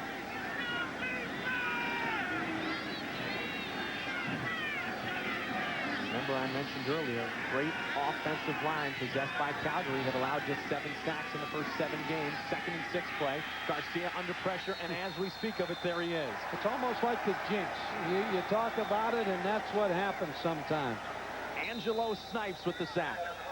Played at West Georgia College. He had 12 sacks in 1 game in college. Number 91, Angelo Snipes with the sack. First signed with the Oakland Invaders. Played out in Oakland, and pretty good pass rusher. Beat Bruce Beaton, number 64. He's the number 3 sack man in the CFL. That was his 9th of the season and a loss of 5 yards. Sets up the 3rd and 11 and the field goal attempt by Mark McLaughlin. Perfect on the night from 43 and 22. This one will come from 32. McLaughlin's kick is up, and he finally misses. McLaughlin has not missed in some time, but he misses for just the 3rd time this season as it hits the uprights and goes awry. So the score remains 20-9 halfway through the 3rd.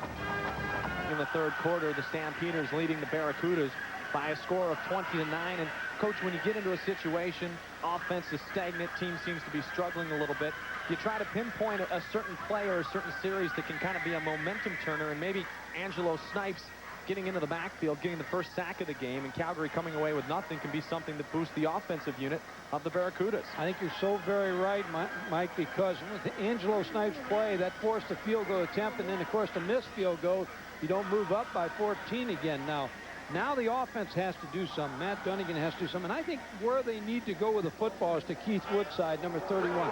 He's got to be more involved in this half to see how they try to get the ball to him, because he's the guy you're working against a linebacker with. See if they look to number 31, this time down the field to number 81. The reception made by Marcus Grant out of Houston. 15-yard gain for Marcus Grant. Marcus Grant played for John Jenkins at the University of Houston, and he left early. decided to come out and go into the pro football ranks, and they tried to talk him into staying. They told him he wasn't ready. He was driving a bus last year at Rapid Transit in Dallas. And he gets the football again. And he had great numbers after his junior year. He left after his junior year at Houston, did Marcus Grant, and was not drafted. In 2 years, he was on the Falcons practice squad. Last year, cut by Saskatchewan and Baltimore, and indeed said, hey, I got to go raise my family. Football isn't working out right now. Well, he was driving that bus, and he saw Jack Pardee got the job here, and he called Jack Pardee. He said, I walked on for you at Houston and made it. Let me walk on there. I'll make it there, too. And he's averaged over 20 yards a reception. Handling the snack poorly was Dunnigan, and luckily he avoids a big loss or a turnover on the play. Good play by Dunnigan just to make something out of a bad situation as Pope and Zizikovich were in his face. Marvin Pope out of Central State in Ohio. He played 52 games in college. He's a durable player. That forces the punt again. So, again, Birmingham cannot get anything going offensively. Marvin Coleman will be back deep to receive. Single man back now. And Scott Clare will punt for the 4th time. Is long on the night of 48 yards.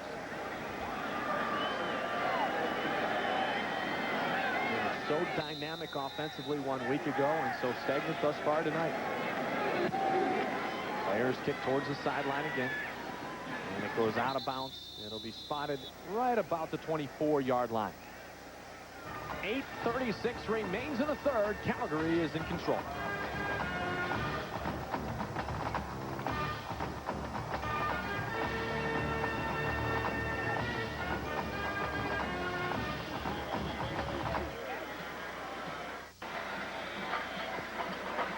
Determined look on the face of the roster of Calgary tonight.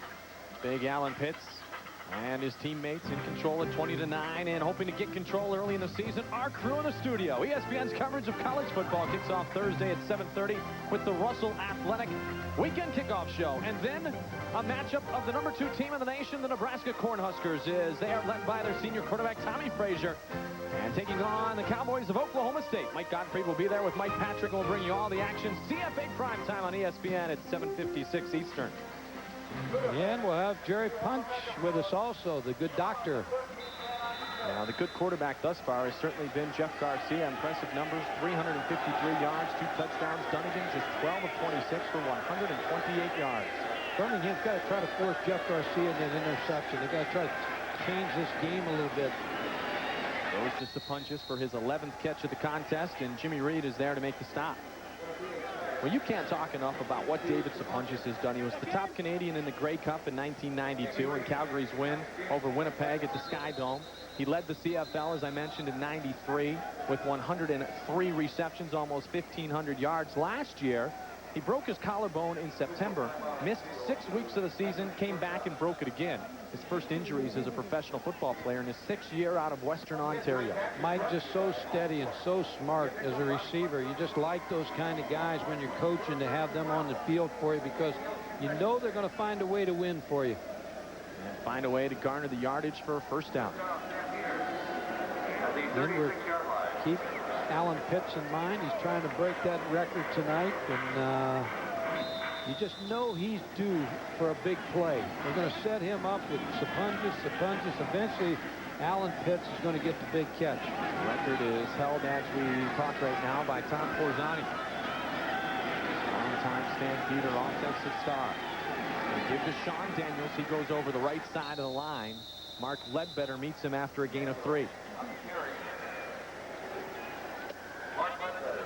Again, not what you'd want to try to run the football. You want to get down to 2nd and 4, and they're 2nd and 7, but a call to the defense that we are going to run some traps. We're going to run the ball. We're going to keep you honest on your pass rush. More important tonight for them to keep that defense honest. Calgary has been an excellent 4th quarter team this football season. I'll tell you about that as time continues. Garcia goes to the man who has been the most frequently named player in tonight's contest, Sapunchis. He lost the football, though. Let's see if they'll call it a turnover. I don't know if he ever had this ball, though. He was stretched out. Jimmy Reed, number 39 on coverage, may have pulled it away. They're going to give him the catch. Wow. Steve Anderson, the player down on the field. You take a look at Sapunchis make the catch. He's got the football. Now he's reaching out for the first down. I think it's a good call. He reached out for the first down. He was down again. Another smart play by David Sapunjas. Jimmy Reed late pulled it out, and a good call by the officials. But what a, again, smart heads-up play. Able to reach out and try to pick up that first down. Because they would not have had the first down, Mike. There's no way that he had the first down until he stretched it out. And I think they're still a little bit short. Just a bit, bring up a 3rd and 1, and they'll try to use that 1-yard cushion as we spoke of earlier. Yep. Now Calgary has run the football on a dozen occasions and put it in the air 30 times, and that's about right. I don't think Wally Buono has really changed his offensive game plan much, and as we've seen, Jeff Garcia has the ability to scramble. Obviously, he's no Doug Flutie. As a matter of fact, nobody in the Canadian Football League is, but still they've run the same kind of offense, and they've gone to reliable guys like David Sapunjas. Good mix of their play call, and those 12 runs have kept that defense honest. And I would think on this quarterback sneak, Jeff Garcia may want to stay inside a little bit more. Last time he got away with going outside and outside the offensive guard, but I think I'd stay inside if I was Jeff on this one. And 12 runs without their #1 running back, Tony Stewart, in the lineup. So credit not only the play of Jeff Garcia, but also Sean Daniels in relief of Tony Stewart. Well, Sean Daniels has been big because not only has he run the ball a couple times for good gains, but he's also provided good protection for Jeff Garcia.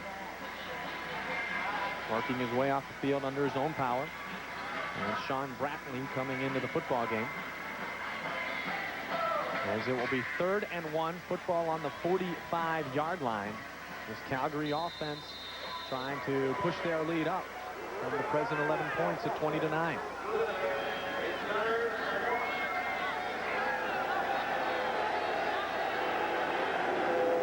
Sean Daniels in the backfield. On the sneak, second effort will get the first down for the ball carrier, the quarterback, Jeff Garcia, met by Angelo Snipes. Someone, whether it was Angelo Snipes or Mark Ledbetter, got a little penetration there, which you don't want to see on a quarterback sneak, and made the hit. Let's see the penetration here to Jeff Garcia. Maybe he fumbled the snap, but it's Angelo Snipes. But the second effort by Jeff Garcia created the first down.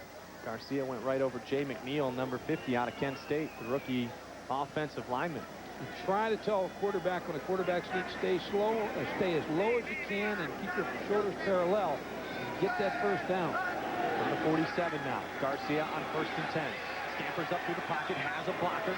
Now he'll work to the outside by himself, and he is hit inside Birmingham territory by Tommy Orr. A gain of 17 yards on the keeper by the quarterback, Jeff Garcia. Mike, what else would you ask of your quarterback tonight? And he's run the ball, he's made decisions, drops back here, knows that no one's open, he's going to tuck the ball away, and now he becomes a pretty good running back. Tommy Orr makes the tackle, but I have not seen Jeff Garcia make a mistake tonight. What's the rest of the league air saying? free. Yeah, what's the rest of the league saying? Thinking maybe they would get a break with Flutie out of the lineup, and they're sitting at home, those not playing tonight, watching Jeff Garcia look equally as impressive. He gives the football to Daniels. Daniels goes through the middle, big hole, and near a first down. Tommy Orr there again, gain of 10 yards on the play, and it looks like another first down for the Calgary Stampeders. Well, John Huffnagel really has to feel good about his game plan tonight. He has protected Jeff Garcia. Sean Daniels has picked up for Tony Stewart. The offensive line is performing well. Sapunjas, Alan Pitts, Pee Wee Smith on the outside, Terry Vaughn. Everybody is picking up. When you lose a great player, everybody else has to pick the game up a little bit, and that's what's happening with Calgary. The offensive line doing their share of the yeoman's work. Denny Chronopoulos with a great block, bringing up that 9-yard gain and setting up the 2nd and 1. And on the keeper again, Garcia, trying to gain Calgary another first down. Jimmy Reed, Sean Brantley there to stop Garcia on the keeper.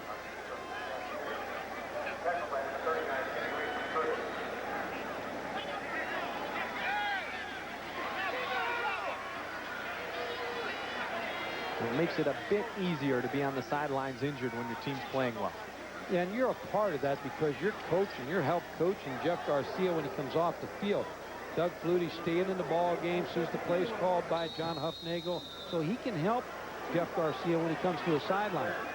Glenn Williams, the man you saw on the sidelines with the clipboard, the former Northwestern quarterback who played last year with the Posse of Las Vegas. Team since disbanded. So 1st and 10, football on the 35-yard line. Garcia under center. Steps up in the pocket again. He is met from behind, this time by Sean Brantley.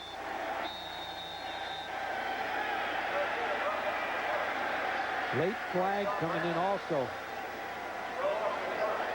A loss of 5 on the play.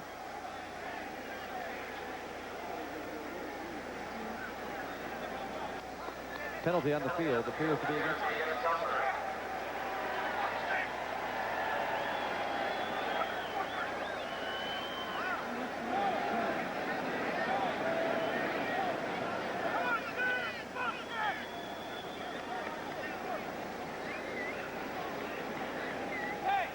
Major foul. Unnecessary roughness. Calgary number 50. Second down. It's on Jay McNeil, who's sitting in for Rocco Romano, who was hurt early in the game. Did not start the game. Jay McNeil's moved into that spot, and he's called for that foul. Rocco Romano suffering from back spasms. And not in the lineup, so some offensive line changes on both teams. And nevertheless, it sets them back 15 yards, 2nd and 25. After the loss of 5 and a 10-yard penalty, they go to Terry Vaughn. Vaughn goes up the sideline and tries to get at least some of the penalty yardage back as Jimmy Reed forced him out of bounds. Terry Vaughn ran that screen the way you want to run it. He was able to come back, and then he set up the block from Vince Danielson, number 88, who made the key block. And then what you want on that play, you just want to get back to the sticks where you're 3rd and 10, 3rd and 12 right in there. McLaughlin to come in and attempt a long field goal attempt. He can't miss a second one, right? No. I mean, he's near perfect coming into this thing, so you wouldn't figure he'll miss another one. And he has made them from long distance this year. Coming into tonight, he was 3 for 3 from 40 to 49 yards, 3 for 4 from 50 plus. This one's from 45. The kick is up, and as you mentioned, Coach, he would not miss again. Well, he's like automatic. Makes it 23-9. Calgary in the lead with 2:39 remaining in the third.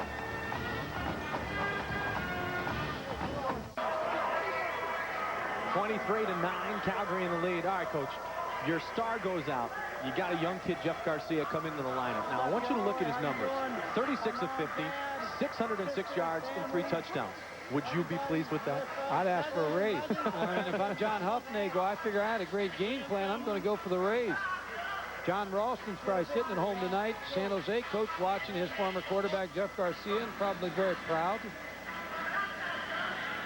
And Doug Flutie has to be too. You know, anytime, and I think Flutie, you can say, is that type of player. Anytime he sees a young kid succeed, as so far Jeff Garcia has, he has to be pleased to see that the baton has been handed off, at least for now, because we're uncertain how long Flutie might be out of the lineup.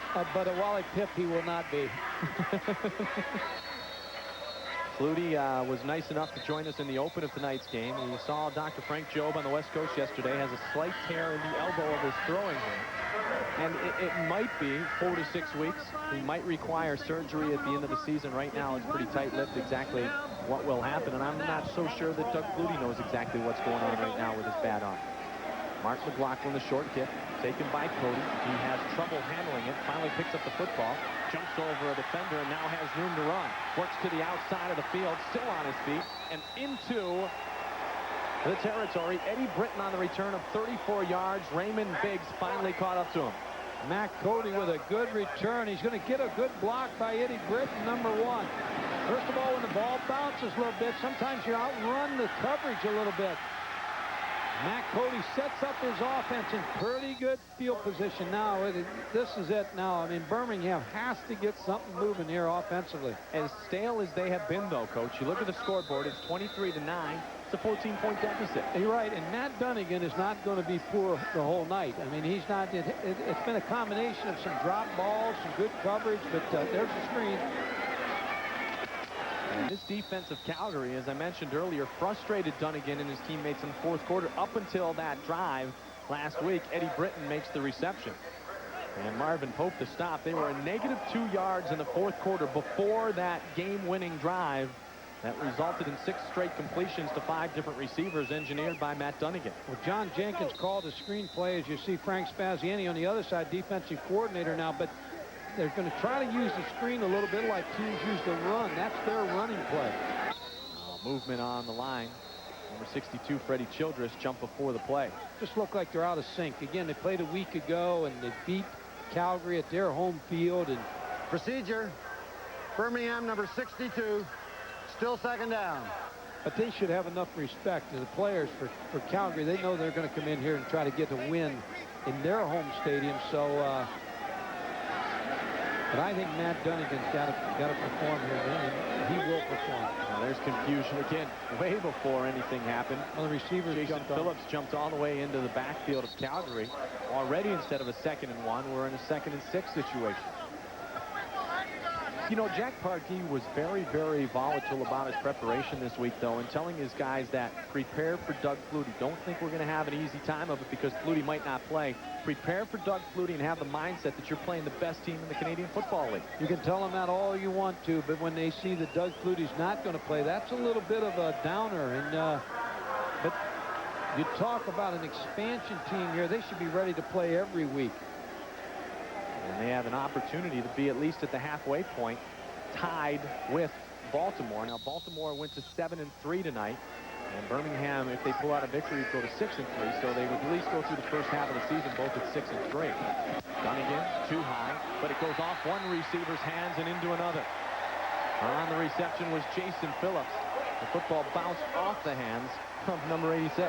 Ted Long, number 86, with a kind of a helping hand to Jason Phillips. And that may be the type of play that ignites this offense. Matt Dunnigan with a high throw to Ted Long, number 86, just a little bit off his hands.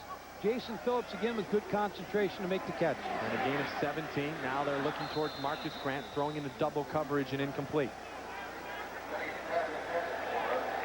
Greg Knox, number 8, the safety, has had a whale of a game in that secondary for Calgary. Been in the right spot.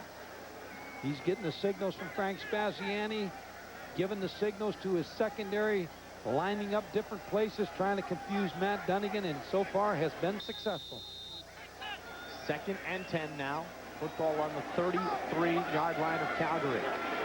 Dunnigan tries the same play, and this time the receiver slips and falls. Matt Cody. He tried to spring it loose with the fake again, but Will Johnson was right in the face of Matt Dunnigan, and Dunnigan may have had to readjust his throw a bit. The Bluebirds are out. How fast they forget. 7 days. What have you done for me lately?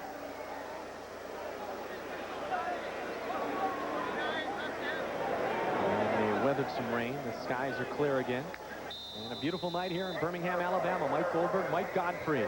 Final seconds ticking away. 45 seconds remaining in the third quarter, and a 42-yard field goal attempt on the way by Luis Sendejas. Sendejas has been perfect this evening. Another driving kick is up and good, so all the scoring from Birmingham has come off the foot of Luis Sendejas. 4 field goals, and once again, the lead is 11 for the Stampeders. And with a full quarter yet, Mike, I mean, they're still in pretty good shape offensively. CFL attendance in the U.S. cities, I mean, they love their Baltimore Football Club here in the CFL. Over 30,000 a night, and not bad attendance for an expansion team here in Birmingham, Alabama. I think it's a start, Mike. You look at Baltimore's attendance, you look at Birmingham's attendance, and the other 3 cities got to pick it up a little bit, but it's new to the people, and the rules are a little bit different. But I think the most, and you and I have talked about this, the most confusing of all is the 2 downs and the 3 downs, punting on 3rd down. I think that's where most people will have trouble watching this type of game, but it's a very exciting game. But I'd like to see 4 downs. Yeah, and the real challenge will come in about a week when that team coached by Terry Bowden and their counterparts in Alabama start their football field. Yeah, but you hope it makes it. There's a pretty good crowd here tonight. They've got a great owner in Arthur Williams, and you just hope that everything goes well for them and that they can make it, because it's more jobs, it's more opportunities for players, and it's an exciting brand of football. And UAB to play football this year also in Conference USA.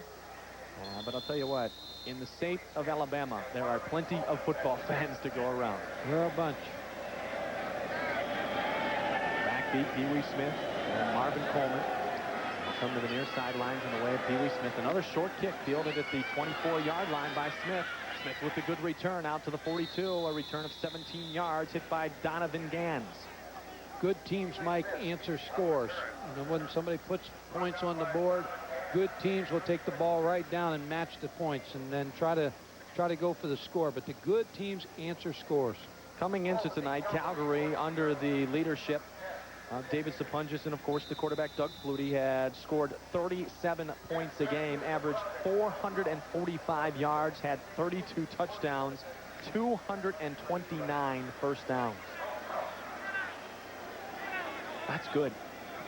Excellent. This will be the final play of the third quarter. Garcia fakes the handoff, and he is hit in the backfield by Shante Peoples. Second sack of the contest. As time ticks away here in the third, Birmingham still within striking distance. They trail 23-12 into 3. Garcia from the shotgun in the 39-yard line on a 2nd and 13. He goes up top, and it is in and out of the hands of the intended receiver, Vince Danielson, as the hit was applied by Timmy Oates. That might have been the first mistake that Jeff Garcia had tonight, because he led the receiver into Tommy Oates, number 23. A badly thrown ball here. Bad decision. Here's the throw. Vince Danielson led right into Tommy Oates for the kill shot. That is the first incomplete pass thrown by Jeff Garcia in this second half. Tony Martino on to punt for just the third time. Pretty consistent at 42 and a half, a 41 and a 43-yard punt thus far. Pardon me, 42 and 43.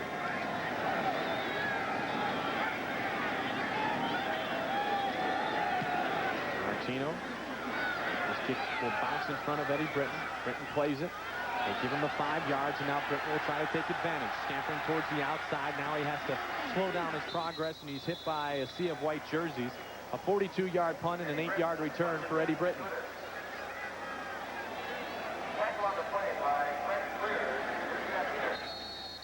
Matt Dunnigan looking to the clock. He knows he's at 14:08. 14 completions, 30 attempts, 153 yards, but has not been able to get his team in the end zone. He had 4 2-and-outs last week with that -2 yards before the game winner. Jeff Garcia was the counterpart at quarterback, and in the fourth quarter had rallied Calgary from a 10-point deficit. Speak of Calgary's defense, though, and really their offense in that same breath. The Calgary Stampeders football team has been dominant this year in the fourth quarter. They have outscored their opponents 81-15. I got a feeling, Mike, they're going to get a challenge here in the fourth quarter. Matt Dunnigan's too good to play and not get his team in the end zone. And when you look at it, as poorly as they've played, they're only down by 11 with 14:02 on the clock. So I think Matt Dunnigan's going to get hot here and get this ball club moving. Dunnigan starts it off the right way. They go to the man you thought they should have been going to a long time ago. The running back, Keith Woodside. Well, he's against a linebacker. Now, Greg Knox made the tackle there, but you still pick up 5 yards. Keith Woodside's the super back for him. Out of the backfield, you're going to see Greg Knox, number 8. He has to pick up Keith Woodside, and it's a good tackle. Greg Knox has played an excellent football game tonight. Now Dunnigan trying to go up top, has the receiver with a step on him, but the football caught out of bounds by Marcus Grant. Good pressure again on Matt Dunnigan. Alondra Johnson. Good pressure. Kept that ball from being thrown on the mark. Marvin Coleman was on the coverage. Matt Dunnigan off the shotgun. Alondra Johnson, number 51, beats Tom Ram, the left tackle, number 55. Caused that ball to be thrown out of bounds. And another punting situation. Marvin Coleman back deep to receive. Scott Clare, plenty of time, gets away a high kick. Fielded at the 27-yard line by Coleman. Coleman not a lot of room to which to work, but he gets around the sideline and stays in bounds anyway. Now beats Clare, and Coleman's off to the races. Nobody will catch Marvin Coleman, who returns the punt for the touchdown for Calgary. If this was college football, he'd be flagged right now for that new celebration rule. Marvin Coleman with a nice run. He did not have much room for which to work on the far side of the field. It looked like that the Birmingham players thought maybe he was out of bounds, and some of them gave up a little bit on the coverage. An 82-yard punt return for touchdown for Marvin Coleman.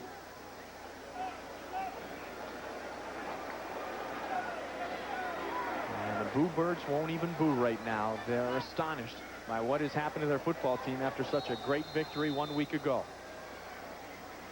Well, that was an excellent return, Mike, by Marvin Coleman, but I think a lot of players stopped on that play for Birmingham. They thought he was out of bounds.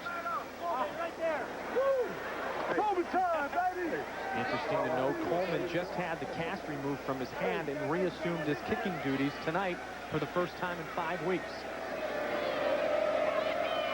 And the effect is felt immediately by Calgary and Birmingham. Calgary in the positive way, Birmingham negatively. Calgary's short a guy on their extra point team, so they'll have to take the penalty.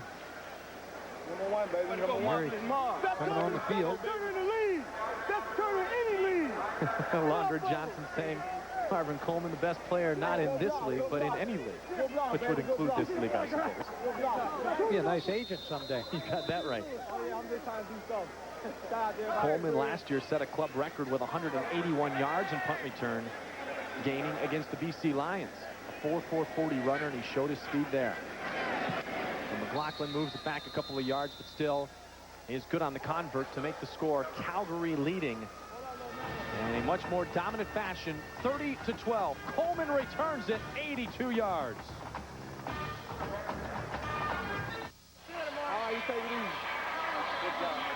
Second year out of Central State, Marvin Coleman, the hero of the moment. Big mistake by the special teams of Birmingham. You're going to first of all see bad angles right here as the players are coming down here. Bad angles. Now stop it right here. And watch these defenders right here, the three of them. They kind of give up a little bit. They've got bad angles, but they kind of give up. Donovan Gaines, number 49, slow down a little bit. They think he's down or out of bounds, and then it's off to the races. Here's another look low. Good footwork by Marvin Coleman. Keeps himself balanced. Close to the side. Good block by Gerald Vaughn, number 38. And now they're off for the touchdown. 82 yards on the punt return for touchdown by Marvin Coleman. And so McLaughlin to kick off. Donald Moffitt, number 19, and number 5, Matt Cody, back deep to receive. Cody will take it at the 17-yard line. Cody working to the near side of the field, trying to use his speed to get around the special teams players. Does so, but is forced out of bounds at the 43-yard line. A good return of 25 yards as Frears was able to force him out of bounds at the 43.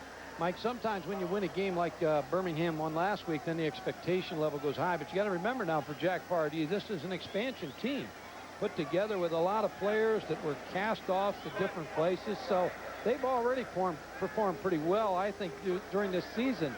And they're getting better every week. They're a little flat tonight with the win that they had last week, a little flat going into this ball game. Now they get decent field position now to work from the 43-yard line. They trail by 18 with 12 minutes remaining. Dunnigan, lots of time, dumps it off to Eddie Britton. Britton cuts back and gets into Calgary territory. Alondra Johnson chased him down after a gain of 15. Well, Jack Pardee has such an impressive coaching resume. He is the only man to coach in the World Football League, the NFL, the USFL, NCAA Division I, and now the Canadian Football League. Did he miss any?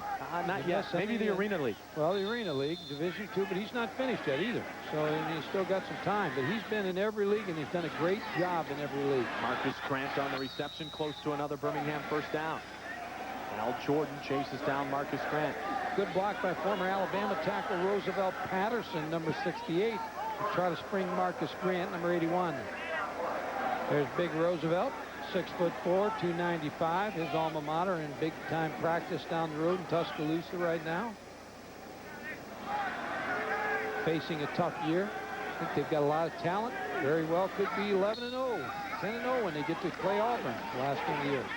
Flag on the play. Dunnigan works out of the pocket, scampers towards the sideline, has room, and finally steps out at about the 33-yard line. Marvin Pope was there to force him out. Flag on the play, as we mentioned, though. We'll await the initial signal. And it goes against Birmingham. And something good happens, something bad follows. This game's been pretty well officiated tonight. It's been a nice crew. They've done a nice job. As you look at Jack Pardee and John Jenkins, both excellent football coaches. Both understand the run and shoot and know it very, very well. Tiger Ellison a high school coach in Middletown, Ohio, kind of invented the run and shoot offense back in the 50s. Well, you mentioned this, and I don't want to say makeshift because that's not the proper team, but it's a team put together of a lot of players who weren't able to stick other places. 5 rookies on the offense, and really 7 rookies on the defense, starting for Jack Pardee. And that's why I say, you know, they had a big game last week. They won a big game in your expansion team, and they haven't handled it very well, but they'll learn that as they get a little bit older in this league. But credit Calgary. They lost, so they came with more incentive tonight. Without Doug Flutie, Matt Finley, one of their starting linebackers, and also without Tony Stewart. But Birmingham with Ted Long gains the first down. Mike, I'm going to say it right now. I'm not giving up on him. We could have a fantastic finish here. Yet tonight, Birmingham's got a lot of offense. If they just get untracked a little bit, they'll make a game of this. They're only down 18, still 10-18 to go, which is an eternity in the Canadian Football League. A gain of 20, 1st and 10. Dunnigan with protection, and it goes incomplete. Pressure was coming from the backside by Raymond Biggs. The pass was tipped by Shreko Zizivkovic.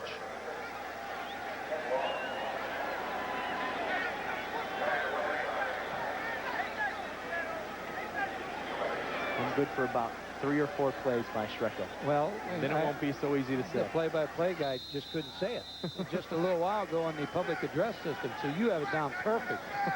It's all that hockey experience. You learn to say some of those names. Now Dunnigan over the middle, incomplete. Will there be a flag? Yes. Alondra Johnson got a hit on Ted Long, and the flag flies. Definitely interference on Alondra Johnson out of West Texas State, number 51, just ran into the back of Ted Long, kind of pushed him. Ted Long out of Oklahoma, former high school running back. There's the push. Did not allow him the chance to catch the football.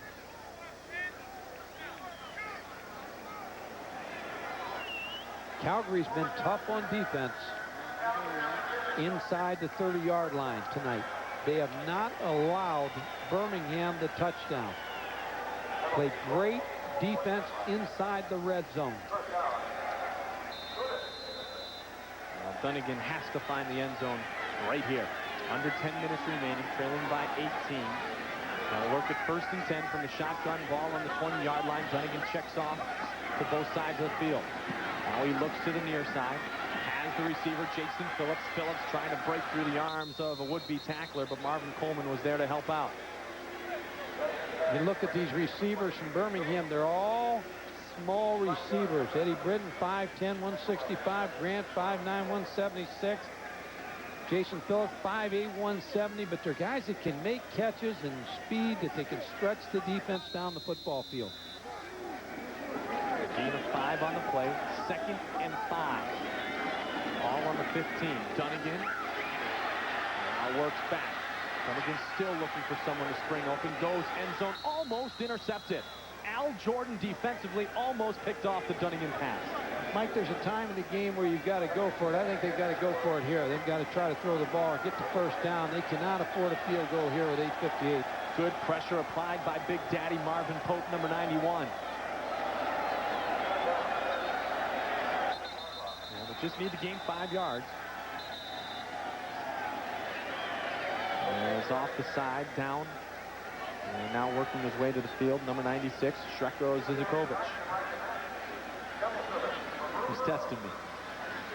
And there you see number 91, Big Daddy Marvin Pope, one of the favorites in the city of Calgary, Alberta.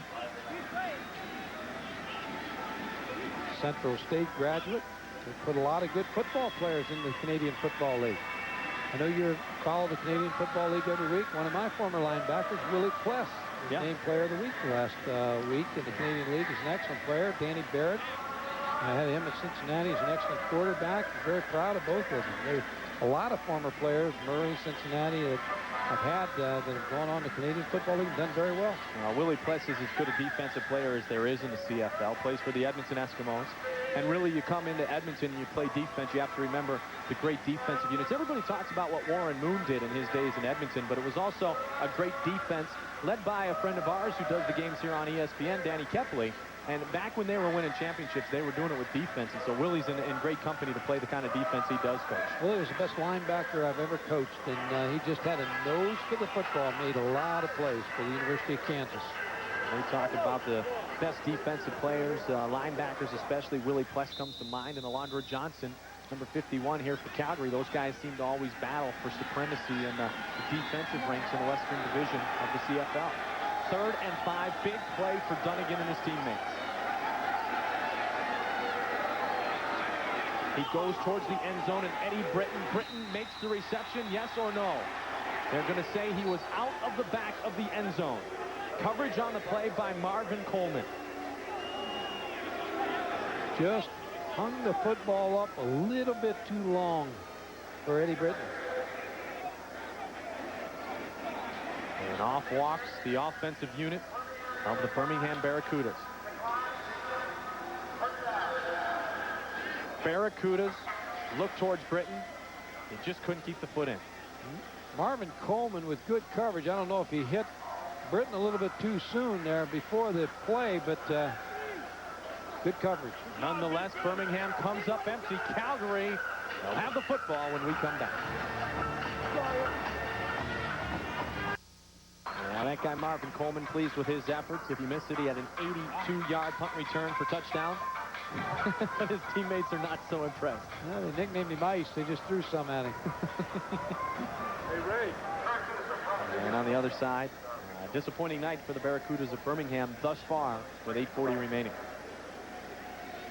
And there was a big situation there. 15-yard line, the line of scrimmage. Had a 2nd and 5, came away empty, went for it on 3rd down, and once again, Dunnigan unable to complete the pass to Eddie Britton, so Calgary takes over, and their quarterback, Jeff Garcia.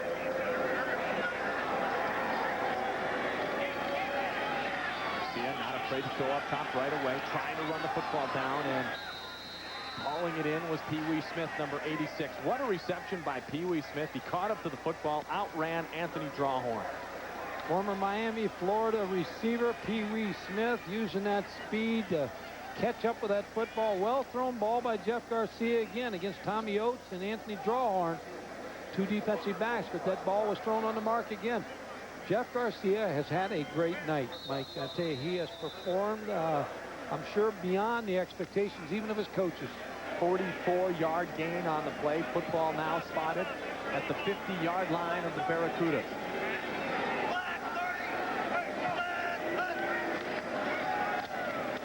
Daniels gets a good block, goes over the right side, still on his feet, and pulls his way into the 33-yard line. Eddie Davis finally hauled him down. 17-yard gain on the carry by Daniels. My most valuable player tonight would be John Huffnagel and Frank Spaziani, the 2 coordinators, because they've had 2 very good game plans. Because Birmingham is a very well-coached football team. As you see John Huffnagel right there. And I just think that 2 excellent game plans. And when you take out Tony Stewart, your running back, Doug Flutie, your quarterback, and then defensively, you're up against what is a great offensive team. Just 2 great performances. Again, working off that big offensive line, Angelo Snipes hauls down Sean Daniels from behind. Guys like Jay McNeil, Jamie Crysdale, Bobby Pandelitis. The offensive line of Calgary deserves their share of the credit, too. They really do. I mean, they've been able to keep the pressure off of Jeff Garcia. They've been able to run the football. They've been able to have their way tonight. But again, and I go back to what I said earlier, the motivation and incentive was totally on the favor of Calgary. I mean, coming back from a week loss, when you play the same ball club, the advantage is yours. Garcia shows the football now, throws it the way of David Sapungis, and he is brought down at the 10-yard line by Anthony Drawhorn. Sapungis with over a dozen receptions, good blocks again by Chronopoulos and Bobby Pandelitis, enabling the time for Jeff Garcia to find the sponge. David Sapungis just has good hands. He's able to go out and catch the football. See, he doesn't wait for the ball. He's able to take his hands out, grab it, and bring it back in. He's an excellent receiver. And what numbers tonight for David Sapungis? Career high, 13 receptions, 208 yards, and 2 touchdowns.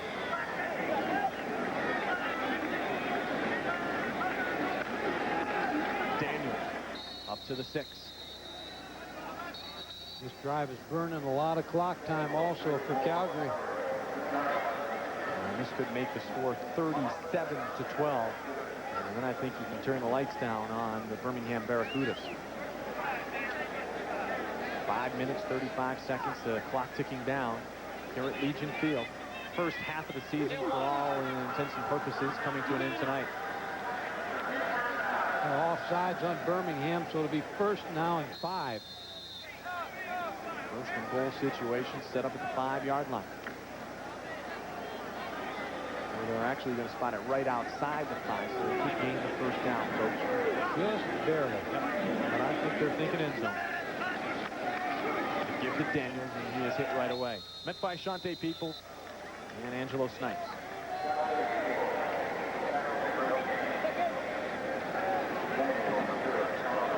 And Shante enjoyed the partaking in Ann Arbor, at least this afternoon. As the college football season began. Tomorrow, Ohio State and Boston College. Who you like in that ball game? I'm an Ohio native, so I got to go with John Cooper and the Buckeyes. I think the Buckeyes will be okay tomorrow. Be a tough ball game. Boston College got some pretty good players, but they lost Boyd and Mamula, 2 good defensive players. So I think defensively they will not be the tough defense they were last year. 2nd and 5 towards the end zone. Touchdown, Daniels. Calgary gets the touchdown. An impressive drive capped off by the block by Pandelitis and the 5-yard run by Sean Daniels out of Bowling Green. Well, with the score the way it is now, maybe we can pick up our high-priced sideline reporter here pretty soon and get a chance to visit with him and see if he could sideline reporter in television history. Well, I tell you what, there's another guy. Dr. Jerry Punch makes a lot of money, but Jeff Garcia's really had a great night. We'd like to see what Doug thinks a little bit about his performance tonight. With rushing yardage, Calgary just 95 yards. Birmingham just 15 yards tonight. And for the point after, Mark McLaughlin to make it 37-12 Stampeders. And the streak continues of consecutive converts for McLaughlin. When we come back, our sideline reporter to be introduced. 4:12 remaining in the contest.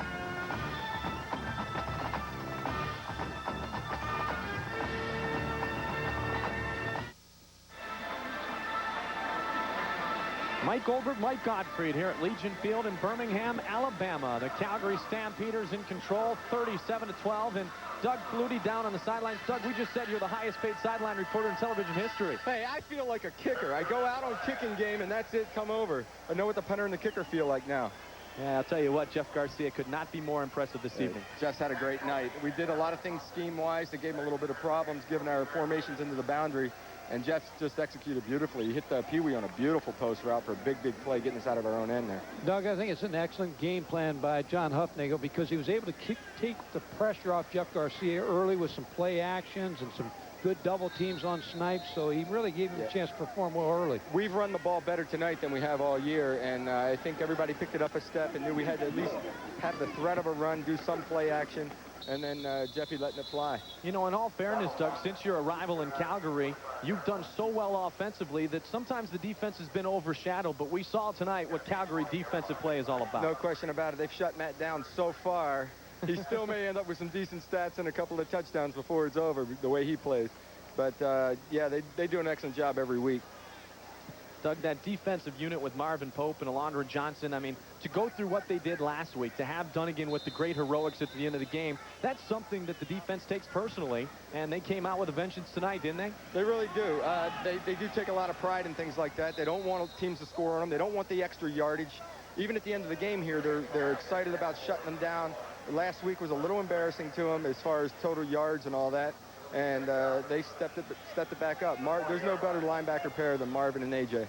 Doug, BC, Ohio State tomorrow. Now, don't give me that. Don't give me that city line there now about Boston College, but just tell me what your thoughts on that game. I'm just rooting like heck for them, and I don't know how strong they're going to be this year, but they got a great team coming back from what they did last year. Last year they finished up real strong, so I believe in them. You know who Dr. Jerry Punch is, Doug, our sideline reporter? Sure. You know who Jerry Punch is, our sideline reporter? I don't know. We're going to get him just like you are for our next ball game Thursday night. All right, go get it. Go after it. Well, get healthy, Doug, and we love visiting with you, but we'd rather see you with your helmet on playing. All right, thanks a lot. Hey, everybody back home. Hi, Larry. Doug Flutie, the 1984 Heisman Trophy Award winner and the most outstanding player in the CFL the last 4 seasons, the first ever to win that award in 4 consecutive years. And there's the counterpart when you talk about quarterbacks going to the Hall of Fame, but it has been a long and frustrating night for number 16 in the blue. Well, he's had a good effort by the defense, and they've just been unable to get on track tonight, Mike. Matt Dunnigan's an excellent quarterback. They'll bounce back. Another punting situation for Scott Player. Huey Smith and Marvin Coleman back deep. You know Coleman wants the football. He's driven back to the 15-yard line, mishandles it, picks it up at the 5, and he is chased down there, brought down at the 4-yard line. 3 minutes and 14 seconds remaining. A 65-yard punt with the aid of the mishandling of the football. As Eddie Davis chased down Marvin Coleman, and Scott Player gets credit for the 65-yarder. Well, we've seen just about everything tonight, except the single, which is called La Rouge, if you're French Canadian. And that's when the missed field goal is not returned from the end zone in the CFL. But, you know, Coach, I know you see the CFL in bits and pieces. We wanted it to be here in all facets for you this evening. Sorry we couldn't have a Rouge. Well, the game's not over yet. That's right. We might pick one up, and I'm glad you explained that. Just those 6 years of French, I like to at least use the 1 or 2 words I learned. Did you learn that at Miami of Ohio? Yes, I did. Made sure I didn't take that class at 8 a.m. so I would show up once in a while. Working out of the end zone, Garcia rolls to Alan Pitts. Well, that's one thing we haven't been able to see is Alan Pitts break the all-time record for Stampeders receivers.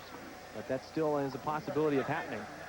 It was 38 shy prior to that reception. We'll take a break. 3-minute warning upon us. We're in the fourth.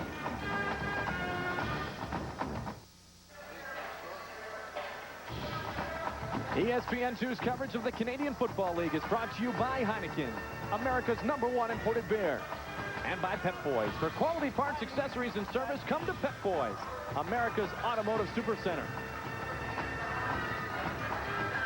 Greg Knox in the defensive unit deserves great credit for the job they have done defensively and offensively. The story has been David Sapunchis with 13 receptions, a career-high night, and they all come from the quarterback #7, Jeff Garcia, in relief of Doug Flutie.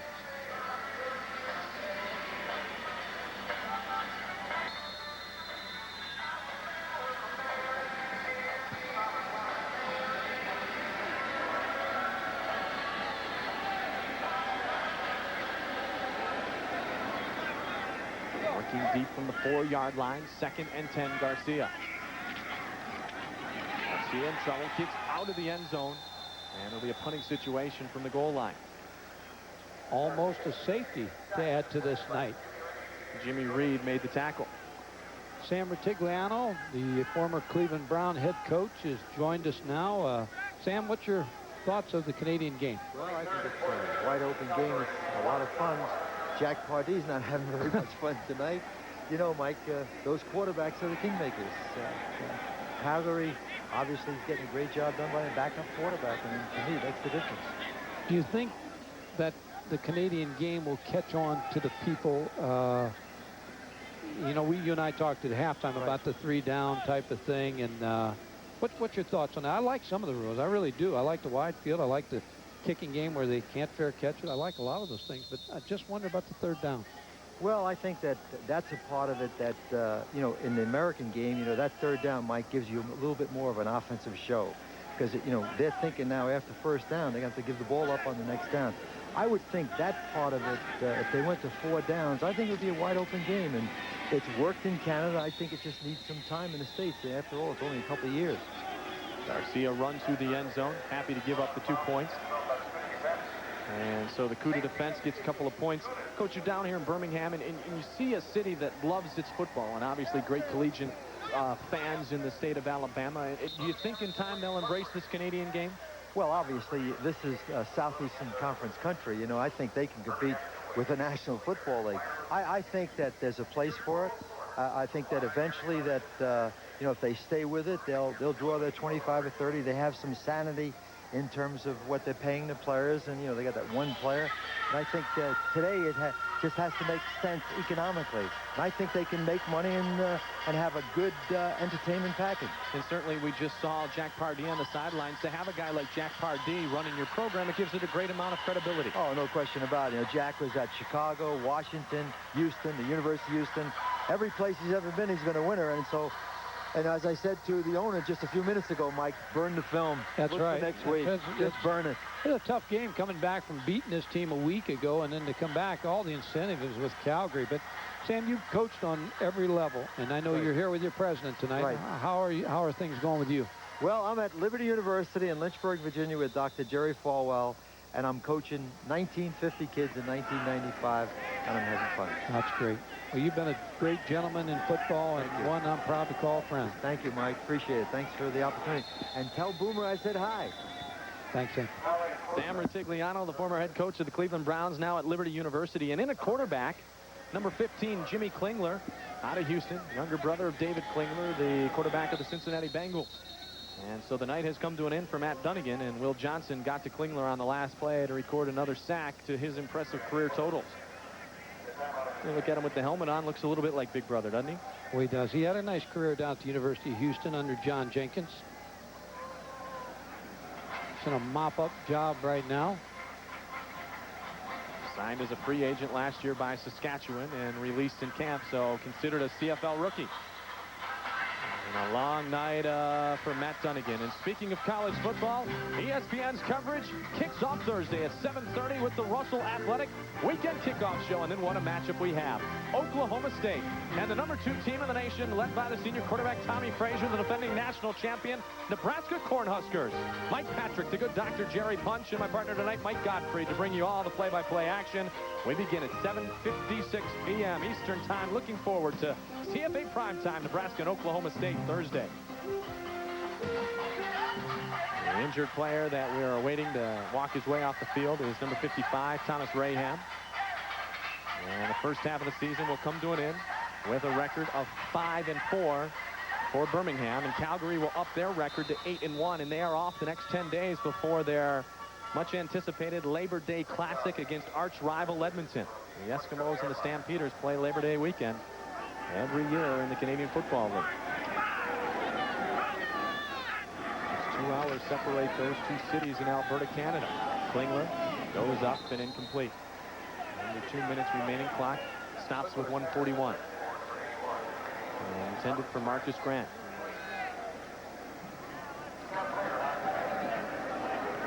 Nothing has gone right tonight for the Birmingham team on either side of the ball. Just has been a night that, as Sam said, burn the film. Doug Flutie, his night's over as a sideline reporter. I mean, he's got another job now. No kidding. Now, he's such a great ambassador to this league. And as I mentioned earlier, he's beloved in Calgary. I mean, there was a time there was a uncertain future of that Calgary Football Club in the Canadian Football League, and then they got a guy to come to quarterback them from the BC Lions named Doug Flutie. And the rest, as they like to say, is history. They win a Grey Cup and have been in contention for one since then. Well, he's an excellent player, and as you said today, or the Rocket, when he went into the Canadian League, it draws so much interest that Doug Flutie's up there and successful. And I think Doug Flutie could be successful in the NFL. In the right system, in the right club, he could be successful there. I'm just going to try to sign as many as I can. He broke some hearts down here in Legion Field years ago, too. They always talk about the comeback against Miami and the Hail Mary reception, but he broke a few Alabama Crimson Tide fans' hearts one day on a Saturday afternoon of college football. Said that was his biggest thrill. They'd beaten him the year before at Boston in a snowstorm, and came back down here and won again in Birmingham. You don't see this very often. Game's still going on. He's got time to talk to us and then sign some autographs. And this is what some of the fans, they love their Barracudas, or hopefully they're beginning to love them and embrace them, as Coach Rutigliano talked about. But they all came tonight to see Doug Flutie. Unfortunately, they saw him most of the time with the baseball cap on. Well, they saw him work a little bit with us. No, I think that was a good work. Yeah, he did some good work with us. Watch out, Dr. Jerry. But Doug's got a few years, I think, left in his CFL career. One of the marquee players, so he is one making a big salary in the CFL, as is Matt Dunnigan. And that's how the salary structure works. There's a marquee player who you can pretty much pay the ranch to, and then the salary cap is very stringent after that. Matt Dunnigan, the highest paid player in the CFL, and Garcia making just a microcosm of both those guys. Well, look at that. Look at those numbers tonight. 26, 35. 3 touchdown passes and no INTs. 447 yards in the air for Jeff Garcia.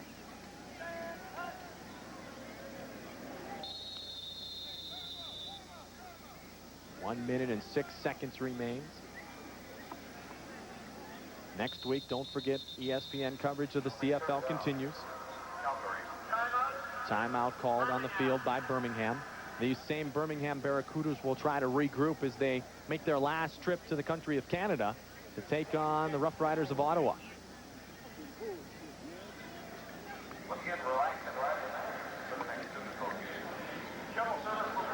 And that game will be played on Friday night up in the capital of the country of Canada, Ottawa, Ontario. I'd hate to play this ball club next week because I think Birmingham will bounce back. John Jenkins, who's an excellent coach, will get this offense and get him going. And you're going to see a different Birmingham team next week. Eddie Britton, Matt Cody, back deep to receive.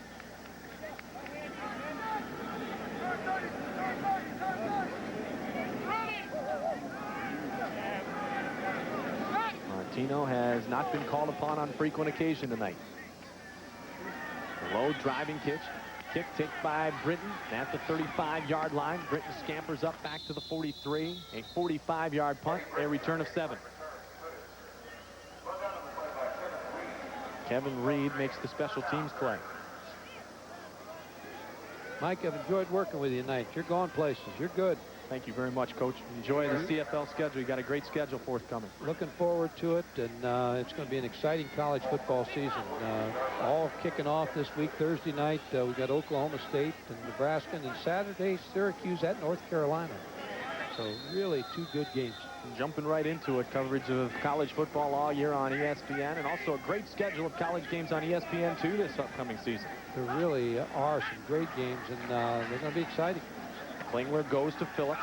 Phillips is hit at the line of scrimmage, basically a gain of 2. Marvin Pope was there along with Raymond Biggs. I'll tell you what, it was a pleasure to work with the crew here that will be bringing you the CFA assignment and all the guys tonight. Thanks for a great job done here on your CFL warm-up for college football season forthcoming on ESPN. And everybody looks forward to that prime time. You sit down on a Saturday evening, you've watched a handful of games, and you kick back and listen to Mike Gottfried and Mike Patrick and Ron Franklin bring you some great action. Well, thank you. It's a lot of fun. So now just 30 seconds remaining. Al Jordan defensively for Calgary. And you can't say enough, and Doug mentioned it too, about this Calgary defense. They hold Birmingham to just 14 points, and that's really unthinkable in the CFL.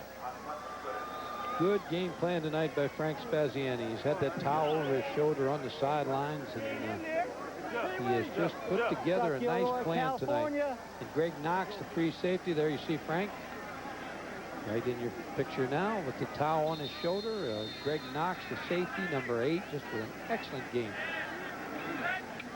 One more time, Coleman to try to thrill the crowd. Watching at home in Calgary, because not anybody was happy here in Birmingham when he returned the last kick 82 yards. Scampering up, has a little bit of room. Coleman again springs himself free. Caught from behind this time at the 43-yard line. 51-yard kick, 27-yard return.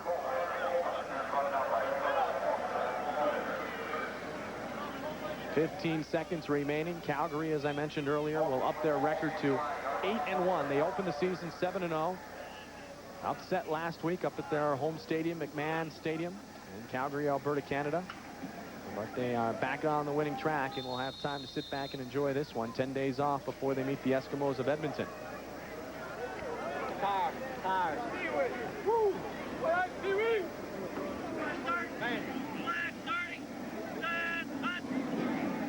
And this should end the football game.